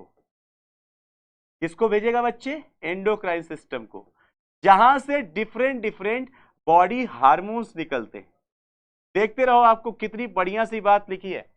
यानी अगर आपका मूड अच्छा है, आपका दिमाग बिल्कुल फ्रेश है, आप अच्छे इन्वायरमेंट में हो, आप किसी भी ऐसे पॉइजनस, ऐसे टॉक्सिक इन्वायरमेंट में नहीं हो, आपका दिमाग बिल्कुल ठीक है, आप खुश हो, आप अपना सारा काम प्रॉपर कर रहे हो, तो आप जब सारा काम, ब्रेन आपका प्रॉपर फंक्शन करेगा, तो ब्रेन एंडोक्राइन को भी ऐसे मैसेज देगा कि आपके बॉडी के सभी हार्मोन्स प्रॉपर फंक्शन कर रहे होंगे। ध्यान से सुनो, बहुत बढ़िया सी बात लिखी है एनसीईआरटी ने। अरे मैंने बोला है पहले भी, गागर में सागर भर रखा है, तो देखो उसमें से एक मग पानी निकाल के दिखा रहा हूं आपको। क्या बोल रहे हैं कि एंडोक्राइन में हार्मोन्स क्या कर रहे हैं? अच्छे से काम कर रहे हैं। और जब हार्मोन्स सभी अच्छे से काम करेंगे तो आपका इम्यून सिस्टम अच्छे से काम करेगा। आपका क्या करेगा बच्चे? इम्यून सिस्टम अच्छे से काम करेगा। और जब इम्यून सिस्टम अच्छे से काम करेगा तो आपकी हेल्थ अच्छी रहेगी। यानी मैं हेल्दी हूं या नहीं हूं, यह डिपेंड करता है कि मैं कैसा सोचता हूं या मैं कैसी सोचती हूं। समझ में आ रहा है? आपकी मेंटल स्टेट आपका हेल्थ डिफाइन करती है। कुछ लोग होते हैं, शाम को काम किया, दिन भर काम किया, हाँ ठीक है, आप क्या करोगे? शाम को काम, दिन भर काम किया, शाम को घर पहुंचे और ऐसे झुके हुए कंधे लेके घर पहुंचे, यार काम करके आ रहा हूं। अबे चमनलाल, दुनिया में तू ही काम करके नहीं आ रहा, बहुत से लोग काम कर रहे हैं, है ना, ये सबकी लाइफस्टाइल है। और सब काम करने के बाद भी अपनी पर्सनल लाइफ और अपनी प्रोफेशनल लाइफ को मेंटेन करते हैं। दूसरे वो होते हैं जो एकदम अच्छे से आते हैं, काम करके आ गए, घर में गए, हाँ बच्चों से हालचाल पूछा, मम्मी पापा से हालचाल पूछा, कैसा रहा आपका दिन, बैठते हैं, टाइम स्पेंड करते हैं, तो वो घर में पॉजिटिविटी फैला रहे हैं। कुछ ऐसे होते हैं वो जताते हैं, एहसान कर रहे हैं, मैं तुम्हारे लिए कमाने गया था, है ना, वैसे वाला वो नहीं। जो अगर आपका ब्रेन अच्छा है, आप सुबह उठते हो प्रॉपर, एकदम एक टाइम सेट कर रखा है, एक रूटीन सेट कर रखा है, जगते हो, थोड़ी देर वर्कआउट करते हो, पता है आप वर्कआउट करने से क्या सोचते हो कि ना मेरी बॉडी अच्छी होगी। आप ऐसा सोच रहे हो, आपका ब्रेन सोच रहा है कि मैं मॉर्निंग वॉक कर रहा हूं, मैं जॉगिंग कर रहा हूं, मैं स्किपिंग कर रहा हूं, मैं एक्सरसाइज कर रहा हूं, मैं जिमिंग कर रहा हूं, तो मेरी बॉडी अच्छी होगी। ऐसा आपके ब्रेन को मैसेज जा रहा है। जब ब्रेन ऐसा सोचता है तो ब्रेन वैसा सोचता है, तो वैसे ही हार्मोन निकलते हैं और वैसे ही आपकी हेल्थ डेवलप होती है। वैसे ही क्या होती है? आपकी हेल्थ डेवलप होती है। तो ये बड़ी इंपॉर्टेंट चीज है कि आपकी हेल्थ कैसी होगी, ये सब आपके दिमाग में है। ये क्या है? आपके दिमाग में। यानी अगर आप हेल्दी रहना चाहते हो तो दिमाग को सही रखना पड़ेगा। यस और नो? दिमाग अगर आपको पॉजिटिव मैसेज देता रहेगा तो आपकी लाइफ अपने आप पॉजिटिव बनती रहेगी। And this is the power of positive thinking. पढ़ा है आप लोगों ने? नहीं, अभी मत पढ़ना, जब अपना बोर्ड दे लेना, खाली हो जाना, तो एक बुक मिलेगी आपको मार्केट में, वो जरूर पढ़ना, the power of positive thinking, है ना। नॉर्मन विल्सन पील साहब की लिखी किताब है, बहुत शानदार किताब है। और बच्चे मैं आपको एक बात बता दूं, चलो मोटिवेशन तो छोड़ो, लाइफ लेसन दे रहा हूं, एक लाइफ लेसन दे रहा हूं। ये ना जीवन भर याद रखना, ये अपने जीवन भर याद रखना। बस यहां पे एक चीज बस चेंज हो जाएगा। अगर आप अपने पर्सनल, अपने फाइनेंशियल लाइफ के बारे में सोच रहे हो, सोचो अपने पैसे के बारे में सोच रहे हो, तो आप सोचना शुरू करो, आप सोचना शुरू करो, वहां से वैसे हार्मोन निकलेंगे जैसा आपका ब्रेन मैसेज भेजेगा, और उसके हिसाब से आपकी बाकी सिस्टम डेवलप होंगे। एग्जाम्पल बताता हूं यार, एग्जाम्पल बताता हूं। एक और बुक है द सीक्रेट, बोर्ड के बाद जरूर देखना, जिसको भी अपनी लाइफ चेंज करनी है वो जरूर देखें इस बुक के बारे में, द सीक्रेट। रोंडा ब्राइन की बुक है, बहुत ही जबरदस्त बुक है। मतलब मैं आपको बुक्स बता सकता हूं, मैं बुक्स बता सकता हूं जो आपकी लाइफ चेंज कर सकते हैं, आपका थॉट चेंज कर सकते हैं, है ना। ये यहां पे देखो एक एग्जांपल बताता हूं। एक आदमी था जो पायलट था। वो पायलट प्लेन चलते चलते क्रैश हो गई, वो पायलट जमीन पे गिरा, उसके बॉडी के पूरे हड्डियों में से 200 हड्डियां लगभग टूट गई, उसके लंग्स डैमेज हो गए, क्रैक हो गए, उसके बहुत सारे ऑर्गन डिस्टर्ब हो गए, बस वो बच गया and he was on wheel chair. Yes, law of attraction, right बेटा, यस, लॉ ऑफ अट्रैक्शन, उसी की बात कर रहा हूं ऐश्वर्या। उसने क्या किया, वो गिर गया, लोगों ने बोला, डॉक्टर ने बोला कि तुम कभी ठीक नहीं होगे, you never will be okay to ride a plane, to उड़ाने को क्या बोलते हैं, राइड तो गाड़ी होगी ना, टू फ्लाई अ प्लेन, आप एक प्लेन को उड़ाने के लिए कभी भी बेटरमेंट फील नहीं करोगे।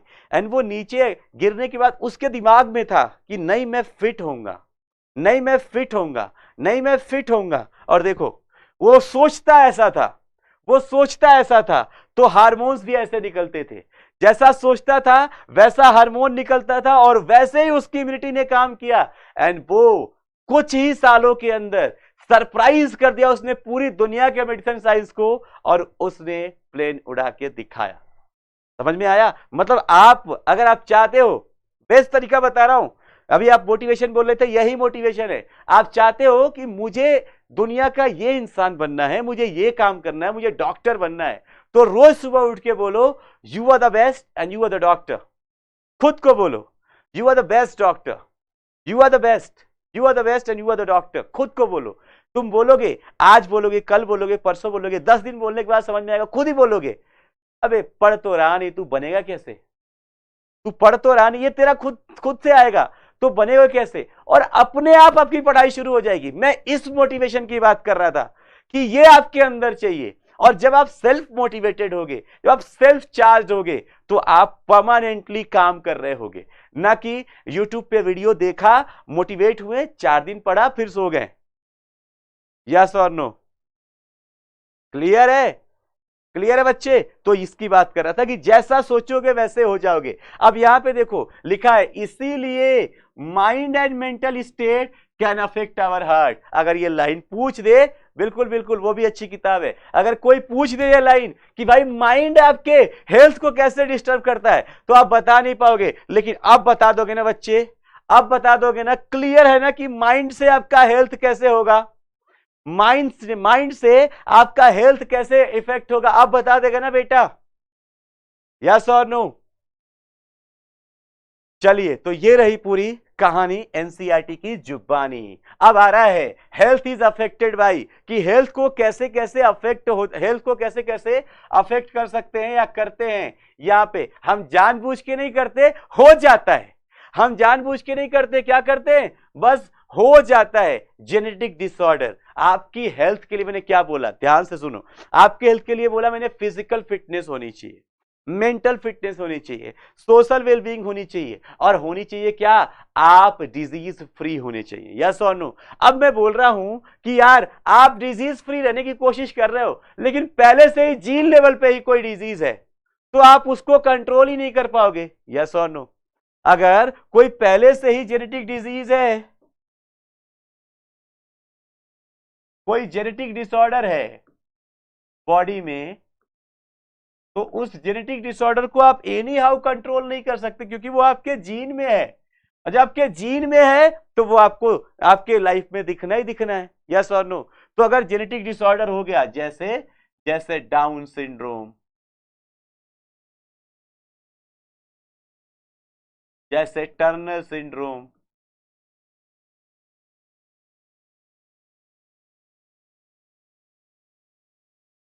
जैसे हीमोफीलिया,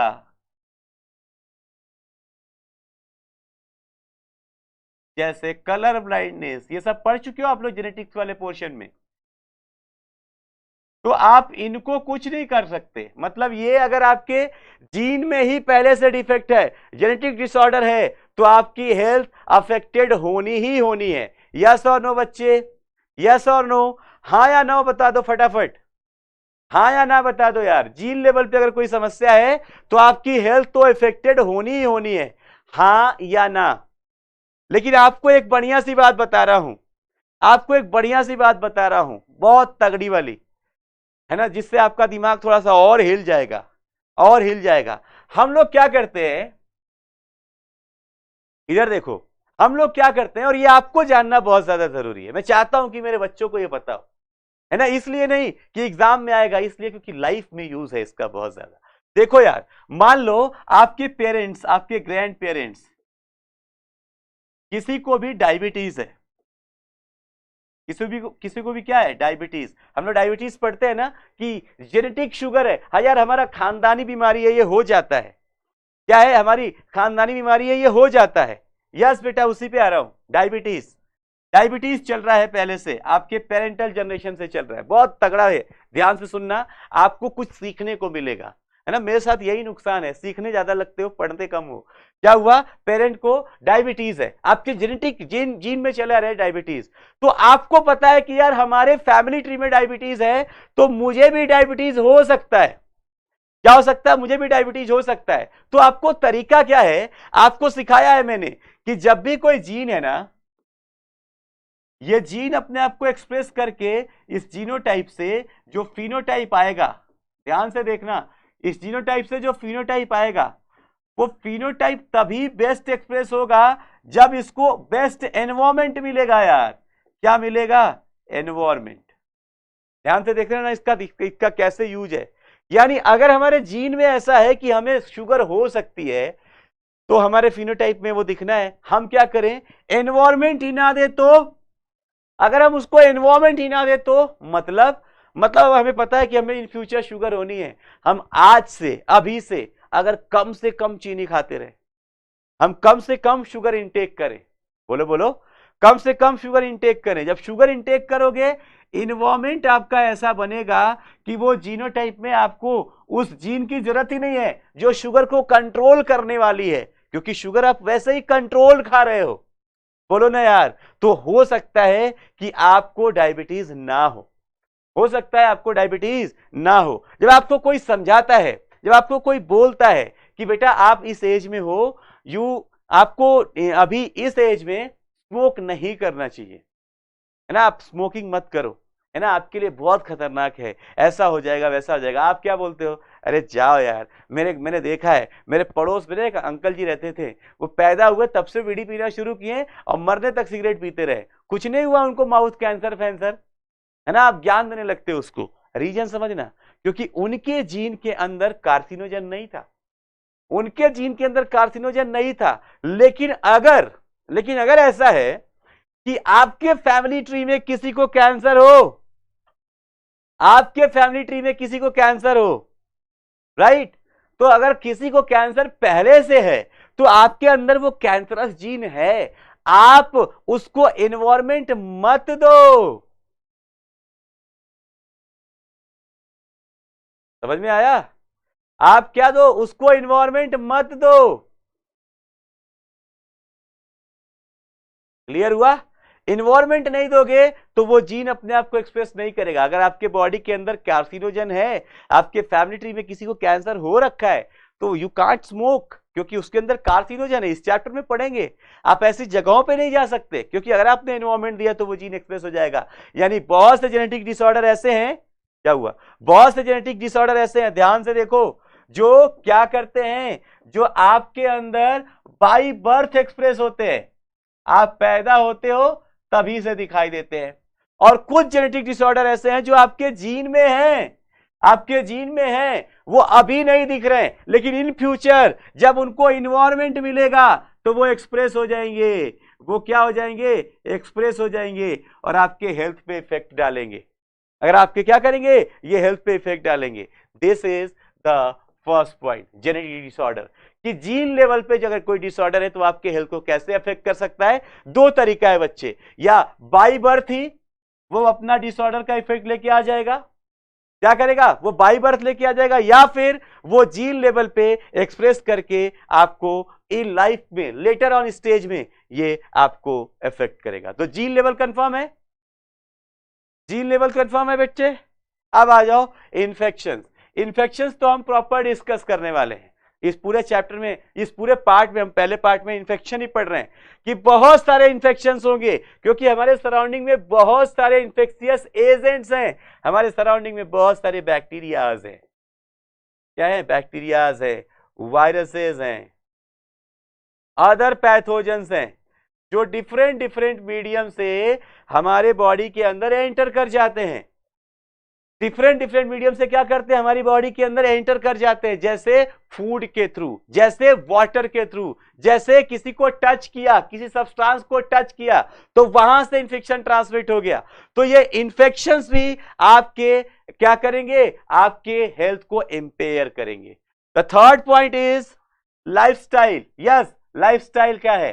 कि आप क्या खाते हो, आप क्या खाते हो, आप कितना खाते हो, आप कितना सोते हो, कितनी देर वर्कआउट करते हो, क्या आपकी लाइफ में नीड पूरी हो रही है, क्या आपकी लाइफ की जो न्यूट्रिशनल वैल्यू है वो डिमांड पूरी हो रही है, क्या आप मेंटल स्ट्रेस से गुजर रहे हैं, या आपकी लाइफस्टाइल बहुत हेल्दी है, आपको कोई प्रेशर नहीं है, आप योगा करते हैं, आप एक्सरसाइज करते हैं या नहीं करते हैं, आपकी लाइफस्टाइल कैसी है, इससे भी आपका हेल्थ अफेक्टेड होता है। तो अगर हेल्थ को अफेक्ट करने वाले रीजन पूछूं, जेनेटिक डिसऑर्डर, इन्फेक्शन, लाइफस्टाइल, बेटा आपको बताऊं ये 2 मार्क्स क्वेश्चन है, ये आपके बोर्ड एग्जाम में आ चुका है। इन 2 मार्क्स, 2 मार्क्स में आपके बोर्ड एग्जाम में आ चुका है कि health is affected by, health को अफेक्ट करने वाले रीजंस को एक्सप्लेन करो। तो हेल्थ अफेक्ट होगा जेनेटिक डिसऑर्डर से। क्या लिखना है आपको? जेनेटिक डिसऑर्डर जो जीन लेवल पे हैं, ये हमारे हेल्थ को बाय बर्थ भी अफेक्ट कर सकते हैं एंड आफ्टर बर्थ भी ये जीन सुटेबल एनवायरनमेंट में एक्सप्रेस होकर हमारे हेल्थ को अफेक्ट कर सकते हैं। पहला पॉइंट क्लियर। इन्फेक्शंस, इन्फेक्शंस में क्या लिखना है कि हमारे सराउंडिंग में बहुत सारे इन्फेक्शियस एजेंट हैं, है ना। हमारे सराउंडिंग में क्या है? बहुत सारे इन्फेक्शियस एजेंट है, बैक्टीरिया, वायरस, पैथोजन, अभी पढ़ेंगे प्रोटोजोअन, सर्टेन, बहुत सारे, और ये हमारे बॉडी में आके इन्फेक्शन कॉज कर रहे हैं। लाइफस्टाइल, हम कितना सोते हैं, कितना खाते हैं, क्या सोते हैं, क्या खाते हैं, क्या वो हमारे बॉडी की मेटाबॉलिक नीड के अकॉर्डिंग है? क्या मैं वर्कआउट कर रहा हूं, कर रही हूं, क्या मैं जिमिंग, मैं योगा कर रहा हूं, कर रही हूं, लाइफस्टाइल के अकॉर्डिंग भी ये हमारी पूरी हेल्थ अफेक्ट होती है। आई थिंक ये क्लियर है। नेक्स्ट चलते हैं। हेल्थ, हेल्थ के लिए अब फिर बढ़िया सी बात क्या लिख रहा है? Balance diet, personal hygiene and regular exercise are very important to maintain good health. क्या बोल रहे हैं कि आपको बैलेंस डाइट चाहिए। समझो यार मैं क्यों बोल रहा हूं लाइफस्टाइल और क्या खाते हो। आपकी बॉडी की न्यूट्रिशनल रिक्वायरमेंट है 1500 कैलोरी। एग्जाम्पल के लिए 1500 कैलोरी आप लेते हो, आप पूरे दिन में जो काम करते हो वहां पे 1500 कैलोरी एनर्जी खर्च करते हो, लेकिन आप खाते क्या हो वो मैं बताता हूं। सुबह जगते जगते ही मम्मी नाश्ते में पूड़ी और सब्जी बना देती है, और हम जगते जगते ही एक छोटे से कप में भर के, छोटा ही तो कप है, और पूरी चाय पीते हैं ना इतनी छोटे से कप में, है ना, जिसे हम लोग प्यार से कॉफी मग बोलते हैं। यूं पकड़ना पड़ता है, न्यू सब सपोर्ट दिया और फिर पी पाते हैं ऐसे, कॉफी मग से चाय पी, है ना, यूं भर के। उसके बाद फटाफट मम्मी जैसे ब्रश किया, मम्मी ने 6 पूड़ियां और एकदम बढ़िया सी तेल के अंदर बनी हुई आलू मटर की सब्जी, क्या शानदार नाश्ता हुआ। ठूस लिया, नहीं सॉरी, खा लिया, अभी बुरा लगेगा ना आपको, तो ठूस लिया बोल रहे, खा लिया। ये खाया, ये खाने के बाद आप थोड़ी देर तक इधर उधर किए, तब तक आपका सुबह का मील आ गया। आपका क्या आ गया? ये तो कुछ लोग इसके बाद भी, ये नाश्ता करने के बाद भी कुछ लोगों क्या क्या होते, पकौड़े, समोसे, कचौरिया, समथिंग बन गया। ये करने के बाद फिर मम्मी आएंगी, अरे मेरा बच्चे ने खाना नहीं खाया, ये ले खाना खा। 3 रोटी ली, थोड़ा दाल लिया, थोड़ा सा सब्जी ली, थोड़ा चावल लिया, ये भी खाया। देखो जगने के बाद 4 घंटे नहीं हुए और 4 बार खा चुके हो, है ना, 4 बार खा चुके हो। चलो और आओ और बढ़ो। फिर दोपहर होगा, यार मम्मी चावल तो खाया ही नहीं यार। मम्मी ने बोला बस कुकर पे चढ़ा रही हूँ, फटाफट रखा, सीटी लगाया और बढ़िया सी दाल चावल। रुको, बिना घी के तो स्वाद ही नहीं आता मम्मी, ऊपर से घी डाला, वो भी खा लिया। फिर शाम होती है, फिर शाम होती है। और आजकल के बच्चों की जो जुबान है, जब मतलब उसमें मैं भी आता हूं, मैं अपने आप को बाहर नहीं करूंगा, वो 6-7 बजे वो चटोरी जुबान कुछ खोजने लगती है ना। वो चटोरी जुबान क्या करने लगती है, कुछ खोजने लगती है। यार कुछ खाने को चाहिए यार, कुछ कुछ ना ऐसा चाहिए, कुछ मतलब मजा नहीं आ रहा। मम्मी मैं ना थोड़ा बाहर से होके आती हूँ या बाहर से होके आता हूँ, होता है ना।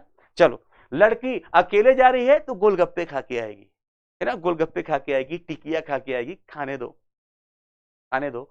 ग्रुप में जा रहे हैं तो मैगडी चले गए। कहां चले गए, मैगडी चले गए, बर्गर खा के आए। क्या खा के आए, बर्गर खा के आए। नहीं तो डोमिनोज का पिज्जा। शाम को मम्मी यार दो ने 50-60 रुपए दो, मैं अपने दोस्तों के साथ कॉन्ट्री करके हम लोग बस एक एक स्लाइस खा के आ जाएंगे। और गए, पिज्जा खा लिया, और पिज्जा खाने के बाद कोल्ड ड्रिंक नहीं पिया। बहुत नाइंसाफी है। No, you can't do that.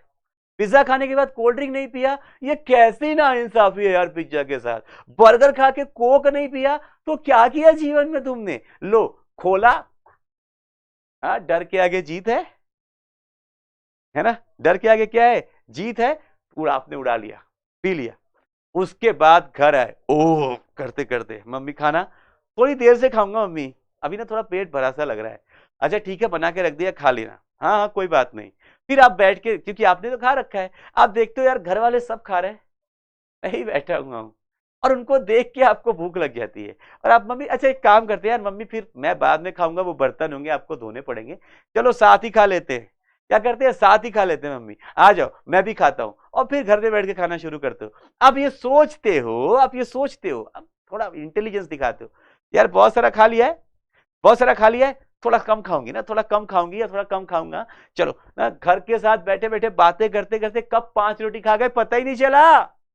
कब 5 रोटी खा लिए पता ही नहीं चला। यस और नो। और फिर यार इट्स सो हैवी, मम्मी आज ना बहुत ज्यादा हो गया, सो गए। और कल यही रिपीट करने वाले हो।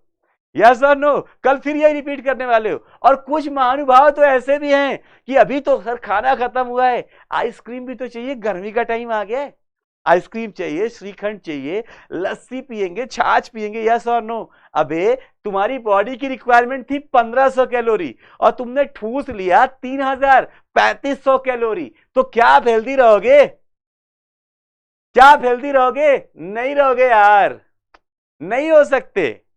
समझ में आया, ये बोलना चाह रहे हैं बैलेंस डाइट, कि आप अपनी बॉडी का एनर्जी कितना यूज कर रहे हो एक दिन में। आपकी एनर्जी अगर आपने 1500 कैलोरी की रिक्वायरमेंट है, तो आप 2000 कैलोरी ले लो। क्योंकि हो सकता है कि आप कल के दिन, हो सकता है कि आप कल के दिन फास्ट रहो, या मम्मी की तबीयत खराब, या खाना ना मिले, कल की भी तो चिंता करनी है मुझे। यस और नो, कल की भी तो चिंता करनी है मुझे। सुन लो बच्चों, क्या है, आप एक्स्ट्रा डाइट जो ले रहे हो, वो एक्स्ट्रा डाइट आपको वर्कआउट करके निकालनी पड़ती है। मतलब अगर आपने अपनी बॉडी की मेटाबॉलिक रिक्वायरमेंट के अकॉर्डिंग एनर्जी ली है, इनटेक किया है food intake, then you are taking balance diet, तब आप बैलेंस डाइट ले रहे हो। और ये भी नहीं करना है कि आज ना मैं कार्ब नहीं खाऊंगा, आज मैं बस प्रोटीन खाऊंगा, और 4 दिन तक आप प्रोटीन खा रहे हो, दिन भर घूम घूम के पनीर खाए जा रहे हो बस, क्योंकि मैं जिम जा रहा हूं, प्रोटीन डाइट लूंगा, प्रोटीन शेक पी रहा है, प्रोटीन ये, वो भी अच्छी बात नहीं है ना। बैलेंस डाइट का मतलब सब कुछ थोड़ा थोड़ा थोड़ा थोड़ा थोड़ा। Personal hygiene, personal hygiene, personal hygiene क्या होता है, पर्सनल हाइजीन का मतलब ये होता है, और ये बिल्कुल है, अगर आप बैलेंस डाइट लेते हो, प्रॉपर वर्कआउट करते हो, बिलीव मी, अगर आप इस समय, नहीं ऐसा बोलना बुरा हो जाएगा, बच्चों को बुरा लगेगा, आप किसी भी स्टेट में हो, आपको जो आप जिस जनरेशन में हो, आपको एप्स चाहिए होते ना, 6 पैक्स एप्स एंड ये एंड वो, दिस दैट जो भी है ना। अब आजकल के, अब सोचो आजकल शाहरुख खान के भी हैं पठान में, तो आपके भी होने चाहिए ना, आप इस एज में हो यार, चाहिए। चलो मेरी बात छोड़ दो, मेरे हैं, मैंने कवर कर रखा है कि कोई देख के नजर ना लगाए, बस इसलिए हैं मेरे, मैंने रखे हुए हैं, है ना। मेरी बात छोड़ दो, आपकी बात कर रहा हूं कि आप लोगों को, अगर आप ये स्ट्रिक्ट डाइट फॉलो करते हो, तो ये सब चीजें ना, आपको जो कट्स चाहिए, बाइसेप्स ट्राइसेप्स, ये सब चीजें बनाना बहुत आसान हो जाता है। बट इसके लिए आपको डाइट पे बहुत फोकस करना पड़ता है, राइट।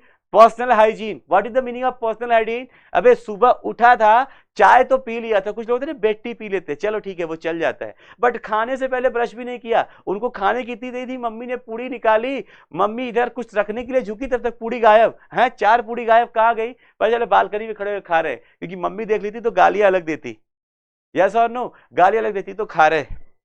पर्सनल हाइजीन का मतलब क्या है कि आपको प्रॉपरली सुबह कब ब्रशिंग करना है, आपको अपने बॉडी पार्ट्स को क्लीन कर रखना है। क्या करना है? अपने बॉडी पार्ट्स को क्लीन रखना है। आप अपने जिस बेड पे सोते हो, जिस कमरे में रहते हो, वो साफ सुथरा होना चाहिए। हाइजीनिक मतलब, क्योंकि अगर आपका पर्सनल हाइजीन अच्छा नहीं है, जहां पे गंदगी है, उन गंदगी में पैथोजेंस के ग्रो होने के चांसेस ज्यादा हो जाते हैं, है ना। इसलिए क्या बोला?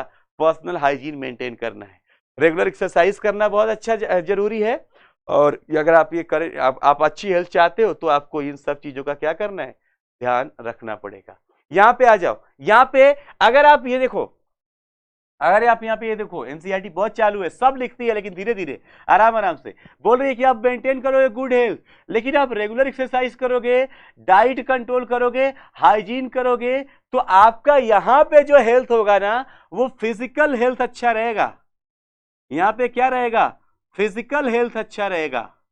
ओनली आप फिजिकली फिट हो रहे हो, मेंटली फिट नहीं हो रहे हो, यस और नो यार, मेंटली फिट नहीं हो रहे हो। मेंटल फिटनेस के लिए लिखा है, yoga has been practised since the memorial time to achieve physical and mental fitness.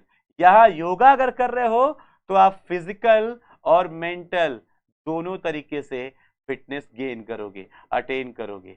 यानी अगर आप अच्छी हेल्थ चाहते हो, तो physical health plus mental health दोनों चाहिए, और अगर आपने ये कर लिया, तभी आप हेल्दी हो।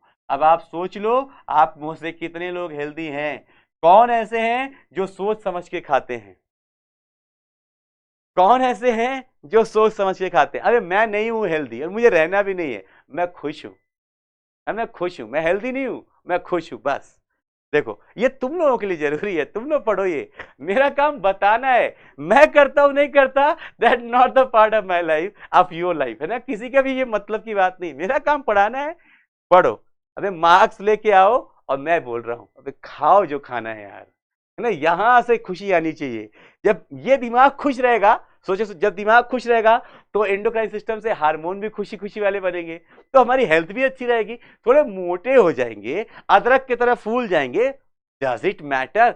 खुश है वो इंपॉर्टेंट है, यस और नो। बाकी जिसको करना होगा, ऐसी आइडियल लाइफ जीनी हो, जियो भैया, अपने बस का है नहीं, अपने बस का है नहीं। अपना काम है पढ़ाना, अपन पढ़ा देते हैं, आपको फॉलो करना है करो, नहीं करना मत करो, मैं नहीं करता हूं। चलो आ जाओ।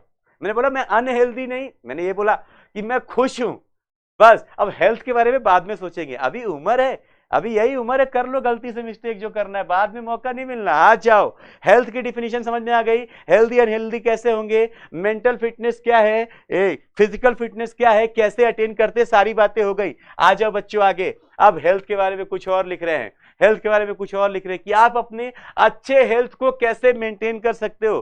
क्या बोल रही है एनसीईआरटी कि जो बीमारियां आपके चारों तरफ फैली हैं, या बीमारियां, उन बीमारियों का आपके बॉडी पे क्या इफेक्ट है ना। अबे तुम लोग तो ऐसी बातें कर रहे हो। देखो, इस धरती पे 2 तरीके के लोग होते हैं, है ना। बहुत बढ़िया सी बात है, बहुत बढ़िया सी बात है सच में, और बहुत सीरियस होकर सुनना। और जब भी मैं ऐसा बोलूं तो सीरियस होकर मत सुनना, सुनो मेरी बात। 2 तरीके के लोग होते हैं, एक वो बेचारे जो जीने के लिए खाते हैं। क्या करते हैं वो? जो जीने के लिए खाते हैं, उनको जिंदा रहना है, उनको एनर्जी चाहिए, इसलिए खाना खा रहे हैं। और दूसरे वो जो तुम लोग दिख रहे हो मुझे इस चैट बॉक्स से, जो खाने के लिए जीते हैं। हद है यार, हद कर रहे हो तुम लोग। देयर इज वन लाइफ, ईट, ईट, हद है। मतलब अपना बचपन, तुम लोगों के एज में अपन बस गालियां खा के रह जाते थे, खाना मिलता ही नहीं था, और तुम लोग अभी वन लाइफ ईट, पता नहीं क्या खाओगे। कोई बात नहीं, आ जाओ इधर देखो। Awareness about disease and their effect on the body function, कि आपके सराउंडिंग में जो डिजीज फैले हुए हैं, जैसे अभी कोविड फैला हुआ था, तो कोविड के क्या क्या सिम्पटम्स हैं, किसी भी डिजीज का क्या सिम्पटम है, ये आपको पता होना चाहिए, यस और नो। सिम्पटम्स कैसे हैं ये आपको पता होने चाहिए, और उन सिम्पटम्स को हिसाब से, या उन डिजीज के लिए क्या कोई वैक्सीन है, जैसे अभी हमने कोविड के अगेंस्ट बनाया था, अगेंस्ट इंफेक्शियस डिजीज, वैक्सीन है, वैक्सीनेशन के बारे में पता होना चाहिए। प्रॉपर डिस्पोजल ऑफ वेस्ट, आपके घर के आसपास कूड़ा कचरा नहीं होना चाहिए क्योंकि यहाँ पे पैथोजेंस ग्रो करते हैं, right. Control of vector, vectors को कंट्रोल में रखना है। और हाइजीन इन फूड, खाने में आप हाइजीनिक फूड खाइए, फ्रेश फूड खाइए, फ्रेश वाटर लीजिए, आपके अच्छे हेल्थ के लिए सब बातें क्या हैं, जरूरी हैं। आ जाइए, पैथोजेंस क्या होते हैं, अब स्टार्ट कर रहे हैं हम लोग क्या, पैथोजेंस कि यार पैथोजेंस क्या होते हैं, फटाफट फटाफट कवर करते हैं। What are pathogens? पैथोजेंस मतलब आपको कल बताया था कि जो माइक्रोब्स हैं वो माइक्रोब्स दो वैरायटी के हैं, याद करो, बता चुका हूं पहले। एक है बच्चे गुड माइक्रोब्स, एक क्या है, गुड माइक्रोब्स, जो ह्यूमन के लिए हेल्पफुल रिसोर्सेज बना रहे हैं। क्या कर रहे हैं बच्चे, ह्यूमन के लिए हेल्पफुल रिसोर्सेज बना रहे हैं,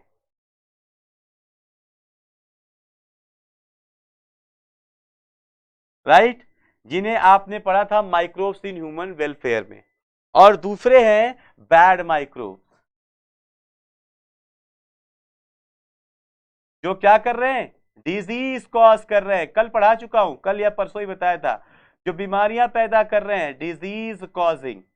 और जो डिजीज कॉजिंग है इन्हीं को आप बोलते हो क्या, पैथोजेन।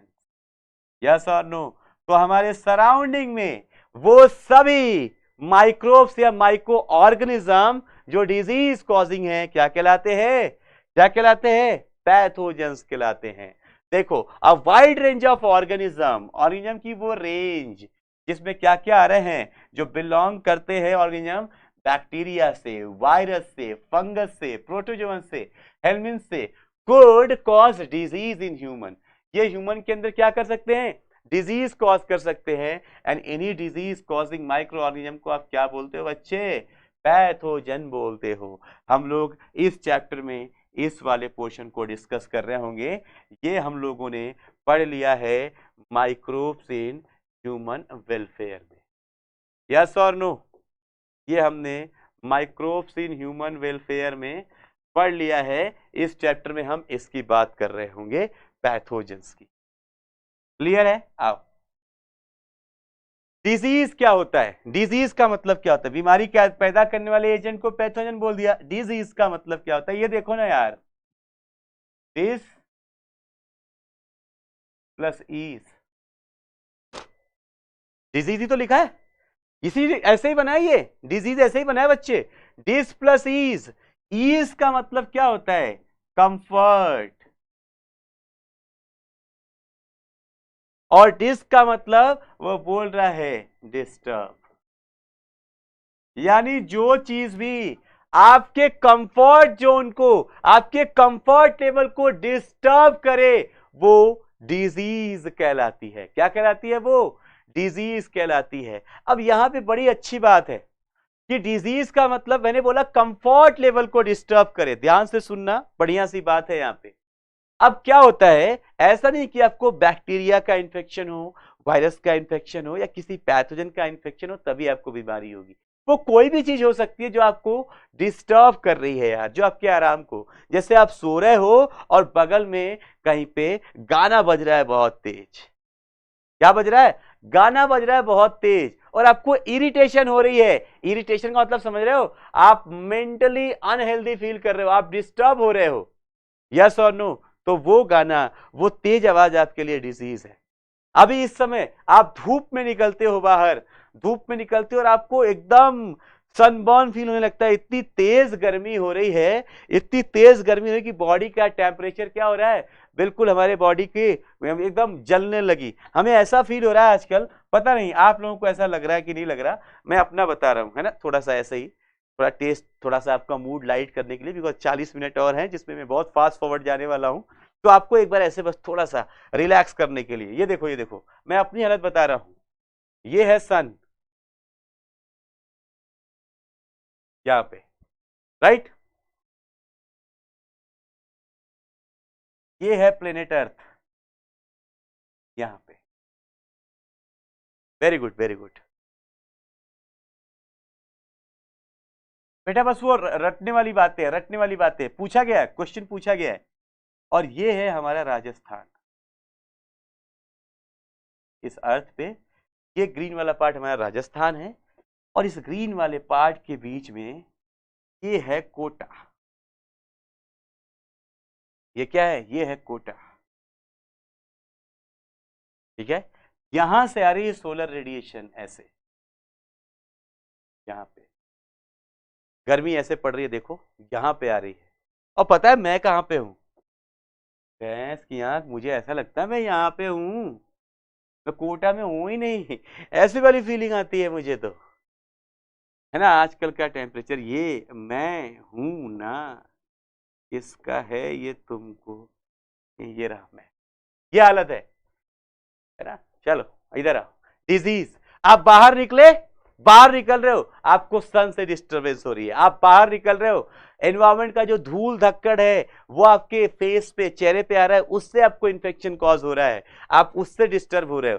कोई भी चीज, वो नॉइज हो सकती है, वो तेज हवा, वो पानी, वो कुछ भी जो आपको डिस्टर्ब कर रहा है, जो भी चीजें आपको डिस्टर्ब करती है, वो सब आपके लिए क्या है? डिजीज है, बीमारी है।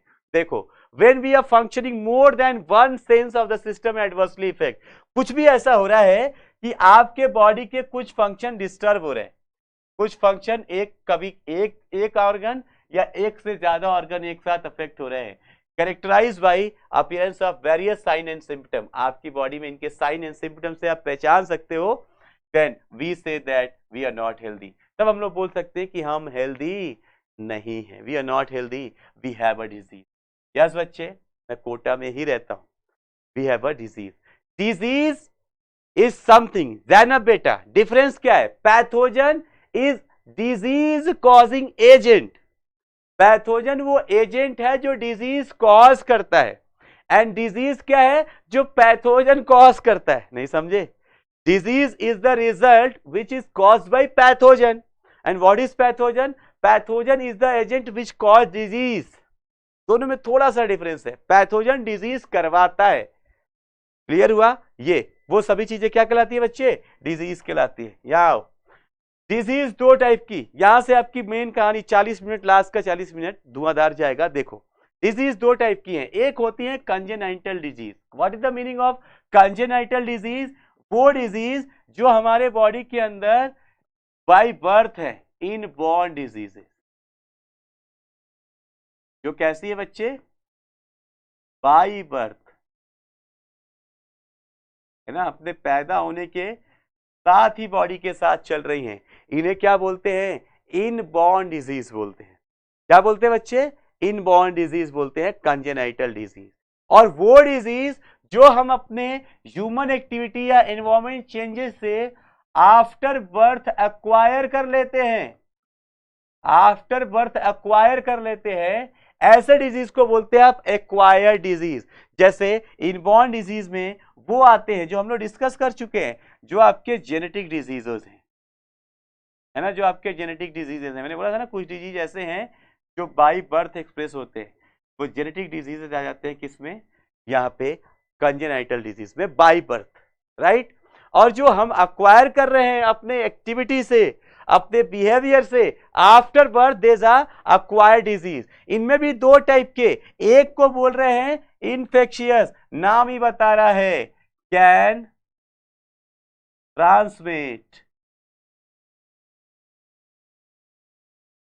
can transmit from one person, from one to another person, from one to another person। एक आदमी से दूसरे आदमी को जो जा सकता है, जो क्या कर सकते हैं, जो पास हो सकता है, ऐसे डिजीज को बोलते हैं इन्फेक्शियस डिजीज। जिसमें आप देखोगे जनरली जो इन्फेक्शियस डिजीज होंगे, वो इसमें एग्जांपल्स मिलेंगे आपको, बैक्टीरियल डिजीज, वायरल डिजीज, ये कोरोना वायरस वाला था ना, ये सब कैसे हैं? ये सब इन्फेक्शियस हैं, जो एक पर्सन से दूसरे पर्सन में ट्रांसफर हो सकते हैं। इस पे सवाल आया है, दुनिया की सबसे खतरनाक इन्फेक्शियस डिजीज क्या है जो ट्रांसफर कर सकते हैं हम लोग एक पर्सन से दूसरे पर्सन में? सुनहरे अक्षरों में इसका नाम लिख रहा हूं, ये आधे नंबर का क्वेश्चन है आपके लिए। एड्स, एड्स वो बीमारी है जो सबसे खतरनाक डिजीज है, जो इन्फेक्शियस डिजीज के कैटेगरी में आती है, एड्स। यहाँ नॉन इन्फेक्शियस में क्या है, अगर मैंने यहां लिखा है कि ये ऐसी बीमारी है जो एक पर्सन से दूसरे पर्सन में जा सकती है, तो बड़ा क्लियर हो गया ये समझना कि ये वो बीमारी है जो एक पर्सन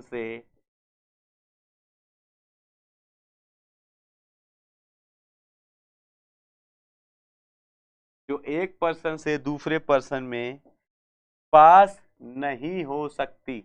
ऐसे डिजीज को क्या बोल देंगे, क्या बोल देंगे बच्चे, नॉन इन्फेक्शियस डिजीज। जैसे सोचो सोचो सोचो, जैसे क्या, एलर्जी।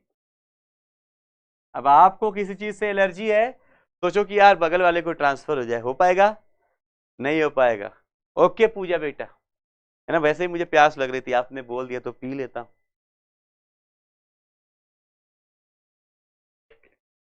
डन, ठीक है, एलर्जीज हो गई। जो एलर्जी आपको है, अब आप सोचो कि आप किसी दोस्त के साथ जा रहे थे या किसी के पास जा रहे थे, रास्ते में जाते जाते कहीं पे एक्सीडेंट हो गया, कुछ हो गया, आपको चोट लग गई। आपको क्या लग गई, चोट लग गई। तो अगर कहीं पे आपको क्या बोलूं उसको, ब्रेकिंग हो जाती है, बोन ब्रेक हो गया या मसल टेम्पर हो गए और आपको दर्द हो रहा है, और आप सोचो कि इस निकम्मे के पास जा रहा था, इसकी वजह से चोट लगी है, ये भगवान ऐसा करो ये चोट उसको दे दो, क्या चली जाती है? नहीं जाती। किसी ने आपको बहुत परेशान कर रखा है, उसकी वजह से आपको हेडेक है, उसकी वजह से क्या है, आपको हेडेक है। आप सोचते हो उसने मुझे हेडेक दिया, उसको हेडेक हो जाए, क्या हो जाए, उसको हेडेक हो जाए, ऐसा होता है नहीं। तो ये जो डिजीजेस देख रहे हैं, जहां पे आपको बहुत सारे डिफिशियंसी डिजीजेस भी आते हैं, जैसे मलेरिया, मलेरिया बोल लो सॉरी, विटामिन की डिफिशियंसी। अब जो विटामिन की डिफिशियंसी आपके बॉडी के अंदर है, तो वो आपको ही रहेगी, वो पड़ोसी को ट्रांसफर नहीं होगी। कोई इंजरी, यस, कोई इंजरी है या ट्रॉमा है, वो आप ट्रांसफर नहीं कर सकते हो। कोई डीजनरेटिव डिजीज जो आपके बॉडी के ऑर्गन में फेलियर की वजह से कुछ हो रहा है, तो ये सब आप दूसरे को ट्रांसफर नहीं कर सकते हो। ऐसी सब डिजीज जो ट्रांसफर नहीं हो सकती, वो आती है नॉन इन्फेक्शियस में। ध्यान से देखो, जो सबसे इंपॉर्टेंट, सबसे खतरनाक नॉन इन्फेक्शियस डिजीज है, बहुत सारे बच्चों ने पहले ही आंसर दे दिया है, दैट इज कैंसर। आपके एनसीईआरटी में ये प्रॉपर पॉइंट है बेटा, है ना, आपके एनसीईआरटी में प्रॉपर पॉइंट है कि सबसे खतरनाक नॉन इन्फेक्शियस डिजीज कौन है, कैंसर, और सबसे खतरनाक इन्फेक्शियस डिजीज कौन है, एड्स। ये आपके एनसीईआरटी में प्रॉपर पॉइंट है और ये क्वेश्चंस भी बने हुए हैं, इसलिए मैंने आपको ये बता दिए। क्लियर? तो डिजीज कितने टाइप के, दो टाइप के, एक हो गया कंजेनाइटल, एक हो गया अक्वायर्ड। कंजेनाइटल कौन, जो हमारे अंदर बाई बर्थ है, जो जनरली क्या होते हैं, जेनेटिक डिजीजेस होते हैं। अक्वायर्ड कौन हो गए, जो अक्वायर्ड वो जो इन्फेक्शियस और नॉन इन्फेक्शियस है। इन्फेक्शियस दो तरीके का, जो हमने बाई बर्थ लिया है, जो हमने लिया है वो हम दूसरे को भी दे सकते हैं, वो इन्फेक्शियस। जो हमें हुआ है वो हमें रहेगा, वो नॉन इन्फेक्शियस। इसमें जो सबसे इंपॉर्टेंट, सबसे खतरनाक बीमारी है वो एड्स, नॉन इन्फेक्शियस में कैंसर। क्लियर? अब हम लोग आ गए हैं डिजीजेस के बारे में बात करने, है ना, कुछ सर्टेन डिजीजेस के बारे में बात करेंगे हम लोग। लेकिन एक चीज बहुत ध्यान रखना, नहीं भैया, जेनेटिक डिसऑर्डर एक्वायर्ड हो सकते हैं वो वाले जो आफ्टर बर्थ एक्सप्रेस होंगे। आदिति बेटा, मैंने पढ़ा रखा है आपको ये बात ऑलरेडी। तुम लोग कभी कभी इतने अच्छे सवाल पूछ देते हो ना, मेरा दिल खुश हो जाता है। कुछ जेनेटिक डिजीजेस वो वाले, ये वाले देखो, एक तो बाई बर्थ आ गए, एक क्या हो गए बच्चे, बाई बर्थ आ गए। लेकिन कुछ डिजीज ऐसे हैं जो एनवायरमेंट का वेट कर रहे हैं, बाद में आएंगे, बाद में आएंगे, उन्हें आपने क्या बोल दिया, अक्वायर्ड बोल दिया, है ना। तो ये जरूरी नहीं है कि हमेशा इनबॉर्न नहीं होंगे, एक्वायर्ड हो सकते हैं। हम लोग देख लो यहाँ पे, ये आपके लिए अब जो स्टार्ट हो रहा है, यहाँ पे ये बिल्कुल रटने वाली चीजें हैं, यहाँ पे आपको कुछ भी नहीं करना, रटना है। ये कुछ समथिंग बैक्टीरियल डिजीजेस पढ़ेंगे हम लोग, ऐसे ही आगे जाके वायरल पढ़ेंगे, ऐसे जाके हेलमेंथिक पढ़ेंगे, सबके कुछ खास खास बातें। बट आपको एक चीज याद रखना है, कि आपको किसी भी बैक्टीरिया, किसी भी डिजीज को पढ़ते समय 3 चीजों का ध्यान रखना है। आप डिजीज का नाम क्या है ना, किस डिजीज के बारे में पढ़ रहे हैं, सबसे पहला पॉइंट मैंने उसी हिसाब से लिखा भी है, कैसे फैलता है, वो फैलाने वाला पैथोजन कौन है। ये आपके एनसीईआरटी में जितने डिजीज दे रखे हैं उनके बारे में ये इंफॉर्मेशन होनी चाहिए कि वो पैथोजन कौन फैला रहा है। दूसरा, ये ट्रांसमिट कैसे हो रहा है, ट्रांसमिशन मोड, कि किस तरीके से ये एक जगह से दूसरी जगह पे जा रहा है। और तीसरा, सिम्पटम। हर डिजीज को हम इन्हीं 3 तरीकों से पढ़ेंगे, हर डिजीज को। पैथोजन कौन सा होगा, ट्रांसमिशन का मोड क्या है, एंड सिम्पटम क्या है, राइट। अरे बेटा, जो एक जगह से दूसरी जगह पे जाते हैं, जो इन्फेक्शियस डिजीज हैं, उन्हीं इन्फेक्शियस डिजीज को कम्युनिकेबल बोलते हैं, जो कम्युनिकेट हो सकते हैं। और जो नॉन इन्फेक्शियस है उन्हीं को नॉन कम्युनिकेबल बोलते हैं। समझ में आया, उन्हीं को क्या बोल देते हैं बेटा, नॉन कम्युनिकेबल बोल देते हैं। अब आ जाइए, देख लीजिए यहाँ पे डिजीज में जो पहली डिजीज हम लोग पढ़ने जा रहे हैं बैक्टीरियल डिजीज में, दैट इज टाइफाइड। ये क्या है, टाइफाइड है। पैथोजन का नाम, मैंने बोला डिजीज का नाम पढ़ लिया, पैथोजन क्या होगा, पैथोजन का नाम है बेटा साल्मोनेला टाइफी। कितना आसान है नाम, टाइफाइड से टाइफी, बैक्टीरिया है तो साल्मोनेला टाइफी डिजीज होगी। ट्रांसमिशन कैसे होता है, ट्रांसमिशन होता है through contaminated food and water. कैसे बच्चे, कंटामिनेटेड फूड एंड वाटर, ऐसा फूड ऐसा वाटर जिसके अंदर पहले से साल्मोनेला टाइफी प्रेजेंट होगा, उसको अगर आपने इनटेक किया किसी भी तरीके से, वो आपकी बॉडी के अंदर आया, तो ये बॉडी के अंदर आने के बाद ये migrate to other organs through blood, ये ब्लड के साथ आपके पूरी बॉडी में फैल जाता है। और जब एक बार ये फैल जाता है तो ये करता क्या है, आपकी जो कीवर्ड्स हैं, ये कीवर्ड्स ये याद रखने, सस्टेन हाई फीवर, ये पहचान है।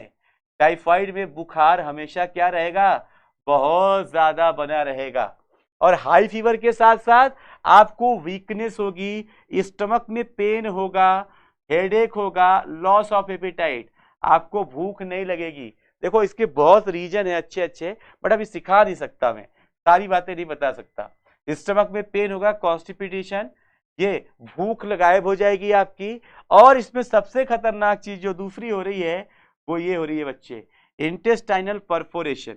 ये आपके इंटेस्टाइन में चले जाते हैं, ये आपके कहां चले जाते हैं, इंटेस्टाइन में चले जाते हैं, और वहां जाके ये आपका खाना लेते रहते हैं।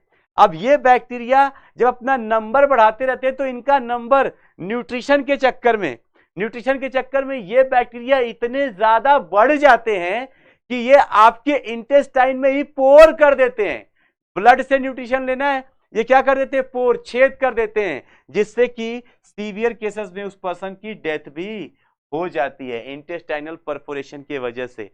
यहां का जो टेस्ट है, that test is Widal test. ये टेस्ट क्या है, विडाल टेस्ट, इंपॉर्टेंट। तो जैसे अब आपसे टाइफाइड के बारे में पूछ दिया गया, तो टाइफाइड में आपको 1 नंबर में नाम पूछा गया कि इसके सिम्पटम क्या हो सकते हैं, तो आपको क्या क्या चीजें याद रखनी है, हाई फीवर याद रखना है, इंटेस्टाइनल परफोरेशन याद रखना है, राइट। अब एक बच्चा पूछ रहा है कि सर ये इन्फेक्शियस है क्या, टाइफाइड इन्फेक्शियस है क्या, जरा बच्चे बताना, क्या टाइफाइड इन्फेक्शियस है, क्या टाइफाइड इन्फेक्शियस है। मैरी मेलन का नाम सुना है क्या आप लोगों ने, जिन लोगों ने ये पढ़ा होगा चैप्टर थोड़े ठीक से, उन लोगों ने मैरी मेलन का नाम सुना होगा, सुना है, शायद वो इस डिजीज को फैलाती थी, ऐसा कुछ। यस बच्चे, yes, this disease is communicable और इन्फेक्शियस। बच्चों मैंने पहले ही बोल दिया है यार, आप लोग ने स्मार्ट स्टडी नहीं करते हो, है ना, आप लोग स्मार्ट स्टडी नहीं करते, you all are habitual to work hard ना, हार्ड काम करते हो, स्मार्ट काम नहीं करते। ये देखो ना, मैंने लिखा है इन्फेक्शियस डिजीज में क्या है, बैक्टीरिया एंड वायरल डिजीजेज, जो भी यहाँ पे आएंगे ये सब क्या है, इन्फेक्शियस डिजीजेज हैं यार, ये सब फैल सकती हैं। समझ में आया, तो बैक्टीरियल डिजीज तो पढ़ रहे हैं। चलो अब बच्चे ने पूछा है तो मैं बता देता हूं, एक फीमेल थी, जिनका नाम था मैरी मेलन। मैरी मेलन साहब क्या थी, मैरी मेलन साहब, मैरी मेलन मैम जो थी वो कुक थी, वो खाना बनाती थी। वो क्या करती थी, वो खाना बनाती थी। लेकिन उनकी एक बड़ी आदत खराब थी ना, बहुत खराब आदत थी। वो क्या करती थी, जब भी वो लू जाती थी, जब भी वो लू जाती थी और वॉशरूम जाती थी, she never washed her hand. वो अपना हाथ कभी नहीं धोती थी, वो अपना हाथ कभी नहीं धोती थी, जिसके वजह से आप समझ ही सकते हो कि धुला और हाथ नहीं धुला, और वो कुक थी, वो खाना बनाती थी उसी हाथ से। तो जब हमारे इंटेस्टाइनल ट्रैक्ट में ये है, तो हमारे फीकल मैटर में भी ये होता था, और उसी हाथ से जब ये खाना बनाती थी बिना प्रॉपरली हाथ धोए, तो उस खाने के अंदर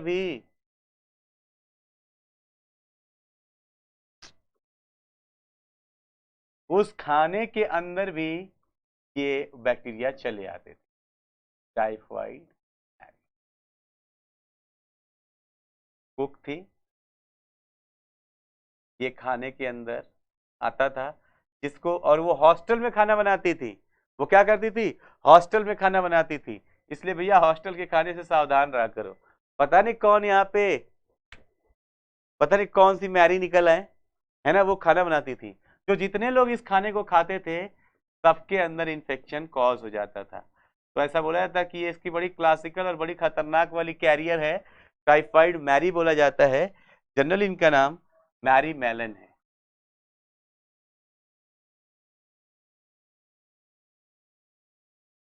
मैरी मेलन, इनकी बात करते हैं थोड़ा सा यहाँ पे, बाकी हो गया। ठीक है बच्चे, आ जाओ। Next disease pneumonia. न्यूमोनिया नाम वही याद करना है बस, पैथोजन का नेम न्यूमोनोकोकस बोल रहा हूँ, सॉरी, न्यूमोनिया, स्ट्रेप्टोकोकस न्यूमोनी या haemophilus influenza. Streptococcus pneumonia, haemophilus influenza. Transmission कैसे होगा, a healthy person by droplet or aerosol release by infected person. किसी इन्फेक्टेड पर्सन से ड्रॉपलेट, आपने देखा है ना, कभी कभी जिसको, जब किसी को खांसी वगैरह होती है, जुकाम वगैरह होता है, हमारा दोस्त होता है, हम ऐसे खड़े होकर बातें करते रहते हैं, और वो एक बार ऐसे आग छी मारता है, पूरी पिचकारी आके हमारे मुंह पे, देखा है आप लोगों ने, पूरी पिचकारी हमारे उसके मुंह से निकलती है और हमारे मुंह पे आके छप जाती है। उसी को, जो वो आता है ना, वो पानी का फुहारा, जो शार आता है ना वहां पे पानी का, that is droplet or aerosol. उसी को क्या बोलते हैं, ड्रॉपलेट इन्फेक्शन। इसमें क्या होता है, फीवर होगा, निमोनिया में फीवर होगा, चिल्स, कफ, हेडेक, और काफी टाइम में अगर ये लंबे समय तक रह गया तो बॉडी जो है वो ब्लूइश कलर की दिखने लगती है। कैसे दिखने लगती है बेटा, ब्लूइश कलर की। ये एक इंपॉर्टेंट पार्ट है जो आपको याद रखना। लिप्स जो है और फिंगर्स ब्लू कलर का, क्योंकि निमोनिया एक ऐसी बीमारी है, चलो बता देता हूँ थोड़ा सा और, कि जो पर्सन ह्यूमन का जो ना लंग्स है, जो लंग्स है पर्सन के, लंग्स के अंदर जो एल्वलाइज होती हैं, यहाँ पे गैसेज एक्सचेंज के लिए एल्वलाई के अंदर पानी भरने लगता है। यहाँ पे क्या होता है, हम लोग बोलते हैं ना फेफड़े में पानी भरा है, वो यही है। यहाँ पे पानी भर जाता है, म्यूकस लाइक सब्सटेंस इकट्ठा हो जाते हैं, जिसकी वजह से जो गैस का एक्सचेंज है, जो हम एटमॉस्फेयर से ऑक्सीजन ले रहे हैं, जो यहाँ से ऑक्सीजन आई है, वो ऑक्सीजन हमारे ब्लड के पास नहीं जाती, और ब्लड के अंदर, यहाँ पे जो ब्लड वेसल्स है, ब्लड के अंदर जो कार्बन डाइऑक्साइड है, जो यहाँ से निकल के यहाँ से बाहर आती, वो बाहर नहीं आ पाती है। क्यों, क्योंकि ये पॉलिथीन, ये थैली रोक रही है, कवरिंग रोक रही है। तो जिसकी वजह से क्या होता है ब्लड के अंदर कार्बन डाइऑक्साइड का कंसंट्रेशन बढ़ने लगता है, कार्बन डाइऑक्साइड का कंसंट्रेशन बढ़ने लगता है, जिससे कि बॉडी के अंदर एसिडिक बिहेवियर बढ़ने लगता है और बॉडी ब्लूइश कलर की होने लगती है। समझ में आया बच्चे, ये इसकी पहचान है। बेटा क्या बढ़िया सवाल है, अदिति ने पूछा है कि सर निमोनिया भी बैक्टीरियल डिजीज है ना। यहाँ पे क्या पढ़ रहे हैं हम लोग,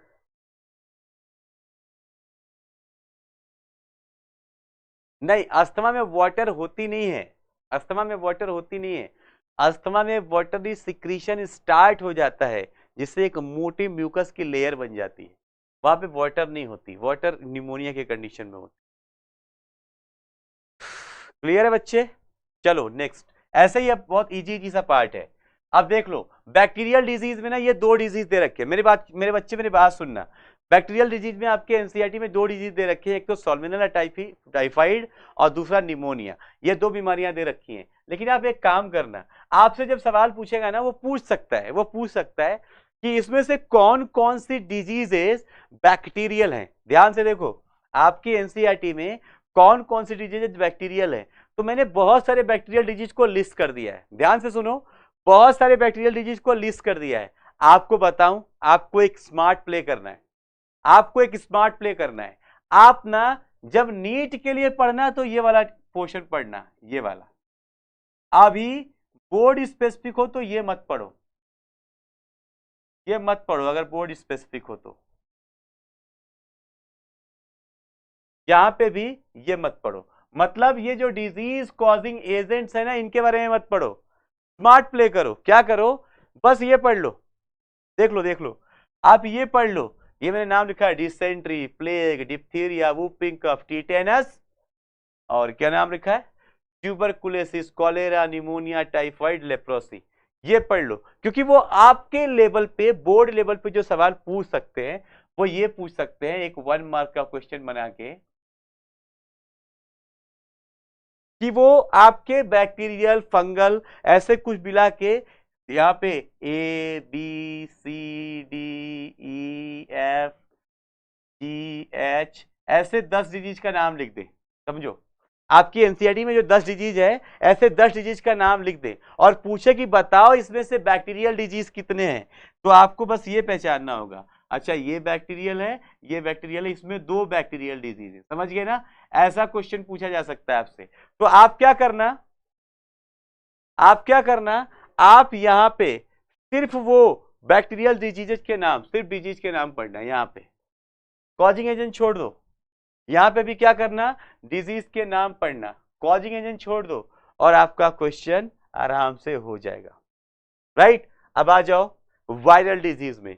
वायरल डिजीज में क्या दे रखे हैं, कॉमन कोल्ड। अबे सबको हुई है जीवन में, कोल्ड तो सबको हुआ है, यस और नो?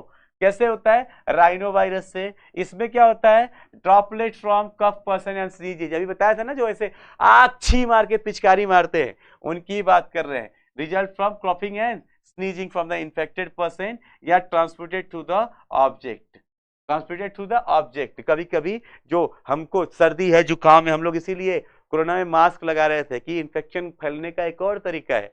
आप क्या करो, किसी चीज को छू दो और अपना पैथोजन उस पर ट्रांसफर कर दो, उसको जो छुएगा उसको भी इन्फेक्शन हो जाएगा। कॉमन कोल्ड के अंदर हमने एक कहानी देखी है। तो पैथोजन का नाम राइनो वायरस, ट्रांसमिशन कैसे, ड्रॉपलेट इन्फेक्शन हो गया, और ये सामान को छूने से भी, कंटामिनेटेड ऑब्जेक्ट्स के थ्रू भी फैलता है। सिम्पटम क्या होता है, सर्दी का सिम्टम आप लोगों को पता नहीं क्या होता है, हमारे जो इन्फेक्ट करता है नोज और रेस्पिरेटरी पैसेज। इंपॉर्टेंट लाइन है बच्चे, इंपॉर्टेंट लाइन है, they infect nose and respiratory, not the lungs. ये लंग्स को इफेक्ट नहीं करता। सर्दी में कभी आपके फेफड़े पे काम, सर कफ में बनती है, कफ फेफड़े में नहीं बनती, पाथवे में ही बनती है, जिसकी वो बात कर रहे हैं, रेस्पिरेटरी पैसेज में, है ना। और यहाँ पे क्या होता है, नेजल कंजेक्शन, समझ ही नहीं आता, कभी नाक चालू होती है कभी बंद। चालू का मतलब कभी तो ऐसा लगता है नाक के अंदर कोई नहर खुल गई है, वहां से लगातार पानी आता रहेगा, कभी बंद हो जाएगी, सांस ही नहीं ले पाएंगे। तो यहाँ पे क्या होता है, नेजल कंजेशन एंड डिस्चार्ज, कभी नाक बंद कभी नाक चालू। आवाज, गले में खराश हो जाती है, आवाज भारी हो जाती है, यस और नो। कफिंग बढ़ जाती है, हेडेक बढ़ जाता है, थकान बढ़ जाती है, जो जनरली 3 to 7 डेज रहती है।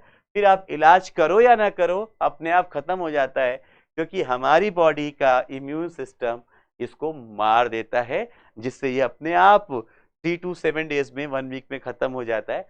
इसीलिए बहुत से लोग दवाई भी नहीं लेते हैं सर्दी में, कि सर्दी है अपने आप ठीक हो जाएगी।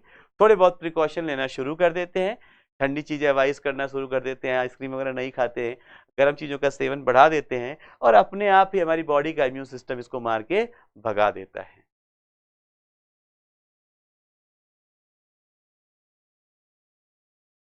देख लो क्या बोलते हैं, बच्ची का डाउट है, जो नॉन लिविंग चीजों से डिजीज होती है उसे क्या बोलते हैं? जो नॉन लिविंग, उसे बोलते हैं बेटा फॉर्माइट इन्फेक्शन, उसे बोलते हैं फॉर्माइट इन्फेक्शन। समझो ये क्या होता है? फॉर्माइट इन्फेक्शन क्या होता है कि मान लीजिए आप, जैसे मैं हूं, अभी मैंने थोड़ा सा खांसा, मैं हाथ लगा के खांसू और ये पेन मैं यहाँ पे यूज कर लूं और मैं रख के चला जाऊंगा फिर यहाँ पे बोर्ड पे लगा के, फिर जो दूसरे सर आएंगे वो भी यही पेन लेंगे, उन्होंने जैसे पेन उठाया तो मैंने अपना इन्फेक्शन, अपने पैथोजन इस पे डाल रखा है। तो जब किसी नॉन लिविंग सब्जेक्ट से इन्फेक्शन कॉज होता है, क्योंकि यहाँ पे कहीं दूसरे जगह से पैथोजन ट्रांसफर किया गया होता है, तो ये पैथोजन जब बीमारी कॉज करता है इसे बोलते हैं फॉर्माइट इन्फेक्शन। क्या बोलते हैं? फॉर्माइट इन्फेक्शन। यार यहाँ पे आपके मैंने कैरेक्टर्स बता दिए। आ जाओ वायरल डिजीज के बारे में। वायरल डिजीज में क्या है? फिर यहाँ पे भी वो सेम कहानी, यहाँ पे भी सेम कहानी। आप पैथोजन कॉजिंग एजेंट को मत पढ़ो, पैथोजन को मत पढ़ो, आप क्या पढ़ोगे? बस ये नाम, influenza, chicken pox, small pox, mumps, rabies, rubella, dengue, chikungunya, papilloma और पोलियो, जितने भी पॉसिबल थे जो आपसे पूछे जा सकते थे बता दिए। मैंने बोला बेटा ये मत पढ़ना अभी, जब तक नीट नहीं पढ़ना। जब नीट के लिए पढ़ना होगा एक बार ये पढ़ लेना, अभी बस आपके नाम पढ़ लेना और क्वेश्चन इसमें भी सेम आएगा कि इसमें से 10 नाम देके इसमें से वायरल डिजीजेस कौन कौन से हैं। ठीक है भैया। अब इसके बाद आ गया एक इंपॉर्टेंट सेक्शन जिसे हम लोग बोलते हैं क्या? मलेरिया। क्या बोलते हैं बच्चे? मलेरिया बोलते हैं, राइट। मलेरिया में अभी नहीं करा रहा आपको, मलेरिया नहीं करा रहा, मलेरिया मैं छोड़ देता हूँ, मैं कल करवा दूंगा क्योंकि इसको अच्छे से लाइफ साइकिल पढ़ानी पड़ेगी। मलेरिया ना करा के मैं आपको करा देता हूँ हेलमिंथिक डिजीजेस। मैं क्या करा देता हूँ? Helminthic diseases. मलेरिया छोड़ रहा हूँ, मलेरिया की लाइफ साइकिल कल पढ़ाऊंगा अच्छे से। हेलमिंथिक डिजीजेस पढ़ा देता हूँ आज। मैं प्रोटोजोन डिजीजेस छोड़ देता हूँ, हेलमिंथिक पढ़ा देता हूँ। हेलमिंथिक डिजीज में क्या है जरा देखना। हेलमिंथ्स का मतलब क्या होता है? हेलमिंथ्स का मतलब होता है, जब भी मैं बोलता हूं आपसे हेलमिंथ, तो हेलमिंथ्स का मतलब होता है वर्म्स, कीड़े। अब ये जो वर्म्स होते हैं ना, वो दो टाइप के हैं। ये वर्म्स जो हैं वो दो टाइप के हैं। एक होते हैं फ्लैट वर्म, ना आप लोगों ने नाम सुना होगा बच्चे, जिनको हम लोग बोलते हैं प्लेटी हेलमिंथी। क्या बोलते हैं बेटा? प्लेटी हेलमिंथीस। और एक होते हैं राउंड वर्म। एक क्या होते हैं? राउंड वर्म, जिनको हम लोग बोलते हैं एसके हेलमिंथी। तो यहाँ पे हेलमिंथिक डिजीज में जो बात कर रहे हैं ये मेनली बात कर रहे हैं राउंड वर्म की। अगर मैं यहाँ पे जो देख रहे हो, ये आपको पता नहीं क्या दिख रहा है, बट मैं आपको फैक्ट बताता हूँ ये क्या है। ये एक पर्सन की इंटेस्टाइन है। ये क्या है बच्चे? एक पर्सन की इंटेस्टाइन है, और ये उसके इंटेस्टाइन के अंदर ना ये राउंड वर्म्स दिखाए गए हैं, है ना। ऐसा लग रहा कि आपको पूरी ये चाउमीन नजर आ रही है क्या? ऐसी गोल सी पूरी चाउमीन नजर आ रही है, और ऐसी ही होती है ये आपके पेट के अंदर जब जाता है तो इतना छोटा होता है, इतना छोटा होता है, इतना कम होता है। यस, एस्कैरियासिस की बात कर रहा हूं, एस्कैरिस। ये इतना छोटा, इतना कम, लेकिन ये आपके अंदर जाके, वही नूडल्स, ये आपके अंदर जाके ये अपना न्यूट्रिशन लेता रहता है, लेता रहता है, लेता रहता है, लेता रहता है। ये अपना न्यूट्रिशन क्या करता है? लेता रहता है। जिसकी वजह से क्या होता है? जिसकी वजह से क्या है? पिक अच्छी नहीं है अभी, इससे अच्छी पिक मुझे मिली भी नहीं। देखो ये ऐसा लगता है कि उसके पूरे इंटेस्टाइनल पैसेज को ही ब्लॉक कर दिया इसने। ध्यान से देखो, अगर ये पूरा इंटेस्टाइन का कट है, ये पूरे इंटेस्टाइनल पैसेज को ही, इंटेस्टाइन के अंदर ये पूरा का पूरा भरा हुआ है। अब ये डॉक्टर साहब ने कट किया होगा, अब ये चिमटे से पकड़ के यहां से निकालेंगे। आप यूट्यूब पे देखोगे, आपको ऐसी बहुत सारी वीडियोस मिल जाएंगी एस्कैरियासिस की, राइट। आपको बहुत सारी वीडियोस मिल जाएंगी ऐसे एस्कैरियासिस की। तो ये राउंड वर्म्स, एस्कैरिस, यहाँ पे पूरे ऐसे नूडल्स आपके पेट के अंदर भर जाते हैं। ये खाना पीना खा के वहां पे अपना नंबर बढ़ा देते हैं। तो पैथोजन का नेम क्या है? पैथोजन का नेम क्या है? फाइलेरियासिस कैसे आ गया? अच्छा सॉरी, पीछे है डायग्राम। ये एस्केरियासिस, क्या एस्केरियासिस कैसे हुआ, एस्केरिस लुम्ब्रिक्वाइडस से। और ट्रांसमिशन कैसे हुआ, ये हुआ वाटर वेजिटेबल फ्रूट। अगर आप पानी पी रहे हो गंदा जिसके अंदर ये है, या वेजिटेबल खा रहे हो, अबे चाउमीन तो खाओ, चाउमीन में थोड़ी है, जिसके अंदर वेजिटेबल खा रहे हो, जिसके अंदर फ्रूट्स हैं, अगर आपने अच्छे से धोया नहीं फ्रूट को, आपने फ्रूट को अच्छे से धोया नहीं, आपने सब्जियों को प्रॉपर वॉश नहीं किया, तो ये इन्फेक्शन आपके बॉडी में आ सकते हैं। इसीलिए आपको बोला जाता है कि आप बाहर से सब्जी लेके आओ, फ्रूट्स लेके आओ, कुछ भी लेके आओ, तो उसको पहले प्रॉपर वॉश करो तभी यूज करो, राइट। सिम्पटम क्या है, ये आपके पेट के अंदर आएंगे और इस इंटेस्टाइन के अंदर न्यूट्रिशन लेने के चक्कर में ये भी क्या कर देते हैं, छेद करने लगते हैं, जिससे कि आपके इंटेस्टाइनल इंटरनल ब्लीडिंग होने लगती है, मस्कुलर पेन होता है, फीवर होगा, ब्लड आपका ये चूस रहे, खून चूस रहे हैं, तो ब्लड की कमी होगी ही। कभी कभी तो ये इंटेस्टाइनल पैसेज को ही क्या कर देते हैं, ब्लॉक कर देते हैं। क्या कर देते हैं बेटा, इंटेस्टाइनल पैसेज को ही ब्लॉक कर देते हैं, राइट, जो मैंने आपको यहाँ पे दिखा दिया। फिर आ गया क्या, हेलमिंथिक डिजीज में बुचरेरिया ब्रोंकाफ्टी, बुचरेरिया ब्रोंकाफ्टी एंड बुचरेरिया मलाई।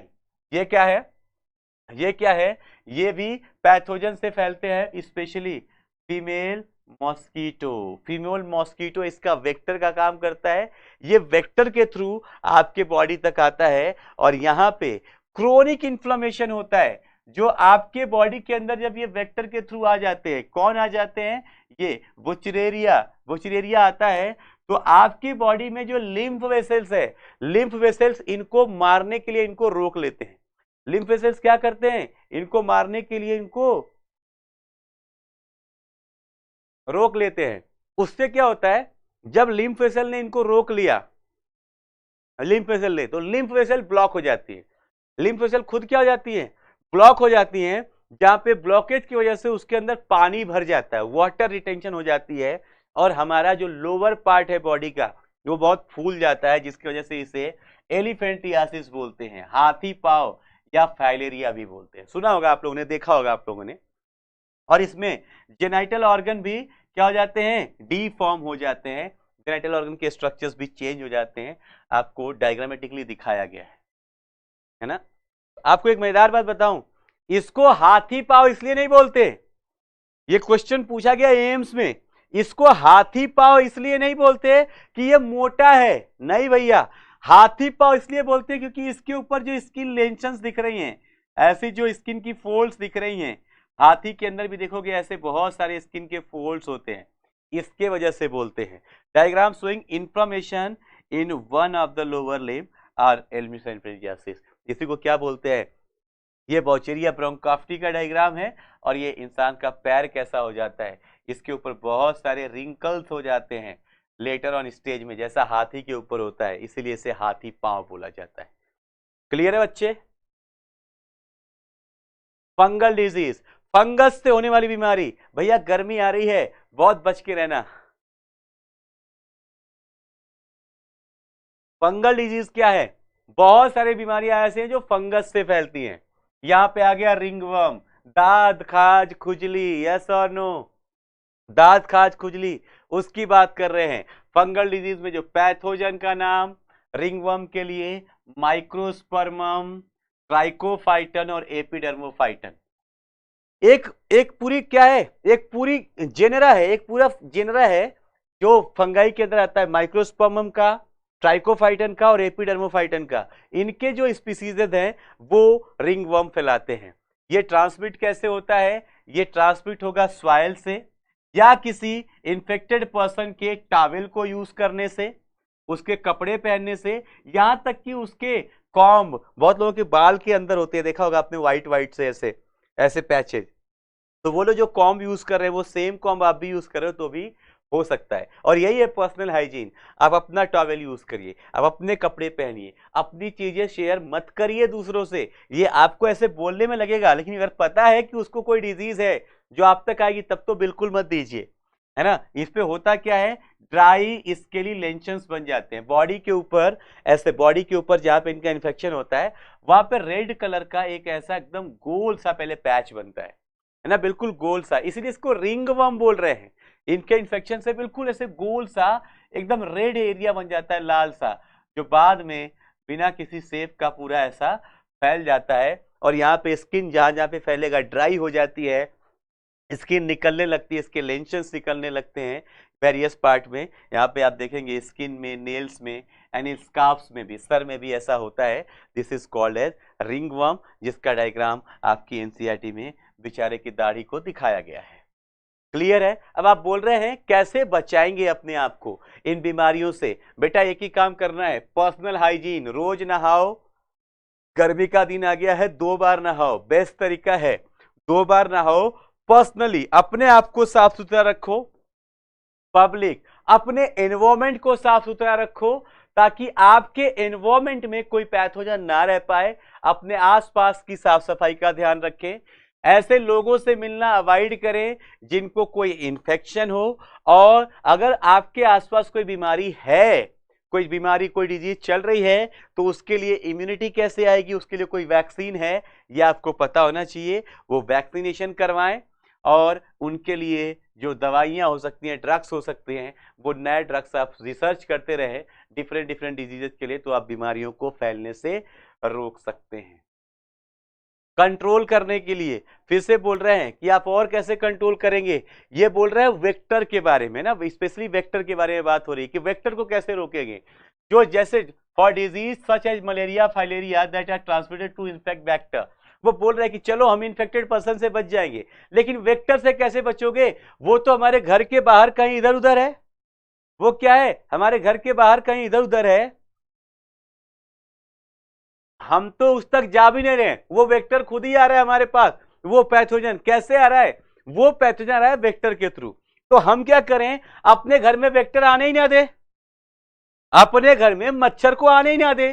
देखो कैसे, पहला चीज, the most important measure to control, eliminate the vector in the breeding places.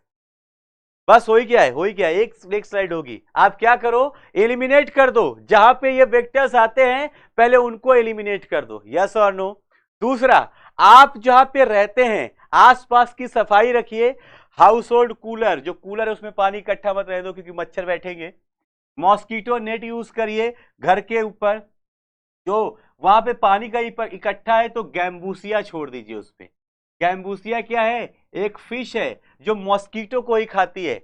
Mosquito या मॉस्किटो को लार्वी को क्या करती है? उनके लार्वा को खा जाती है, जिससे कि एरिया में ये नहीं फैलेंगी। और कहीं पे गड्ढे हैं, कहीं पे पानी है, कहीं पे ड्रेनेज है, तो उसके अंदर इंसेक्टिसाइड छिड़क दीजिए, ताकि वहां पे ये इंसेक्ट पैदा ना हो, और इस तरीके से आप इन बीमारियों से बच जाएंगे। फिर क्या बोल रहे हैं? घरों के दरवाजों पे, खिड़कियों पे, वहां पे मेश, जाली लगा दो कि मच्छर ना आए, यस और नो। और अगर आप ऐसा कर रहे हो तो आप, अगर ऐसा कर रहे हो तो ऐसा करके आपने ये प्रोटेक्शन करके आपने अपने आप को बहुत सारी वेक्टर बॉर्न डिजीज से बचा लिया है, जिसमें डेंगू और चिकुनगुनिया जैसी बीमारियां आती हैं, राइट। तो ये डिजीज वाला पोर्शन मैंने करा दिया है। बस बेटा छोड़ रहा हूं, सब बोलने लगे छोड़ दो छोड़ दो, छोड़ रहा हूं, मुझे पता है थोड़ा सा बोरिंग हो जाता है। इसमें मलेरिया वाला पार्ट रह गया है, प्रोटोजोवन डिजीज, जो मैं कल करूंगा ना, क्योंकि इतना टाइम नहीं था। मलेरिया आपको अच्छे से सिखाना है, 3 मार्क्स का है, तो मलेरिया प्रॉपर सिखाऊंगा, तो वो मैं कल करवा दूंगा। ठीक है बच्चे, कल मलेरिया करके हम लोग इम्यूनिटी भी शुरू कर लेंगे, राइट गाइस। आज के लिए इतना ही। मुझे पता है कि थोड़ा सा बोरिंग होता है ये फर्स्ट वाला पार्ट, बट ये फर्स्ट पार्ट ही बोरिंग है, नहीं, to be very frank third part भी बोरिंग है, लेकिन मैं वहां पे आपको थोड़ा सा इंटरेस्टिंग बनाऊंगा। बीच वाला पार्ट बड़ा इंटरेस्टिंग है, जहां पे आप इम्यूनिटी के बारे में सीखते हो, राइट। तो आज हम लोगों ने डिजीजेस वाला पोर्शन कर लिया है, बहुत इजी सा थ्योरेटिकल पार्ट है। एक बार आप लोग एनसीईआरटी रीड करना कि कहां पे किससे कौन सी डिजीज किससे फैलती है, क्या सिम्टम है, ऐसे छोटे छोटे पार्ट ये रीड करना। कल हम लोग पढ़ेंगे एक धुआंधार चीज इम्यूनिटी के बारे में। तब तक के लिए till then bye bye, take care, God bless बच्चों।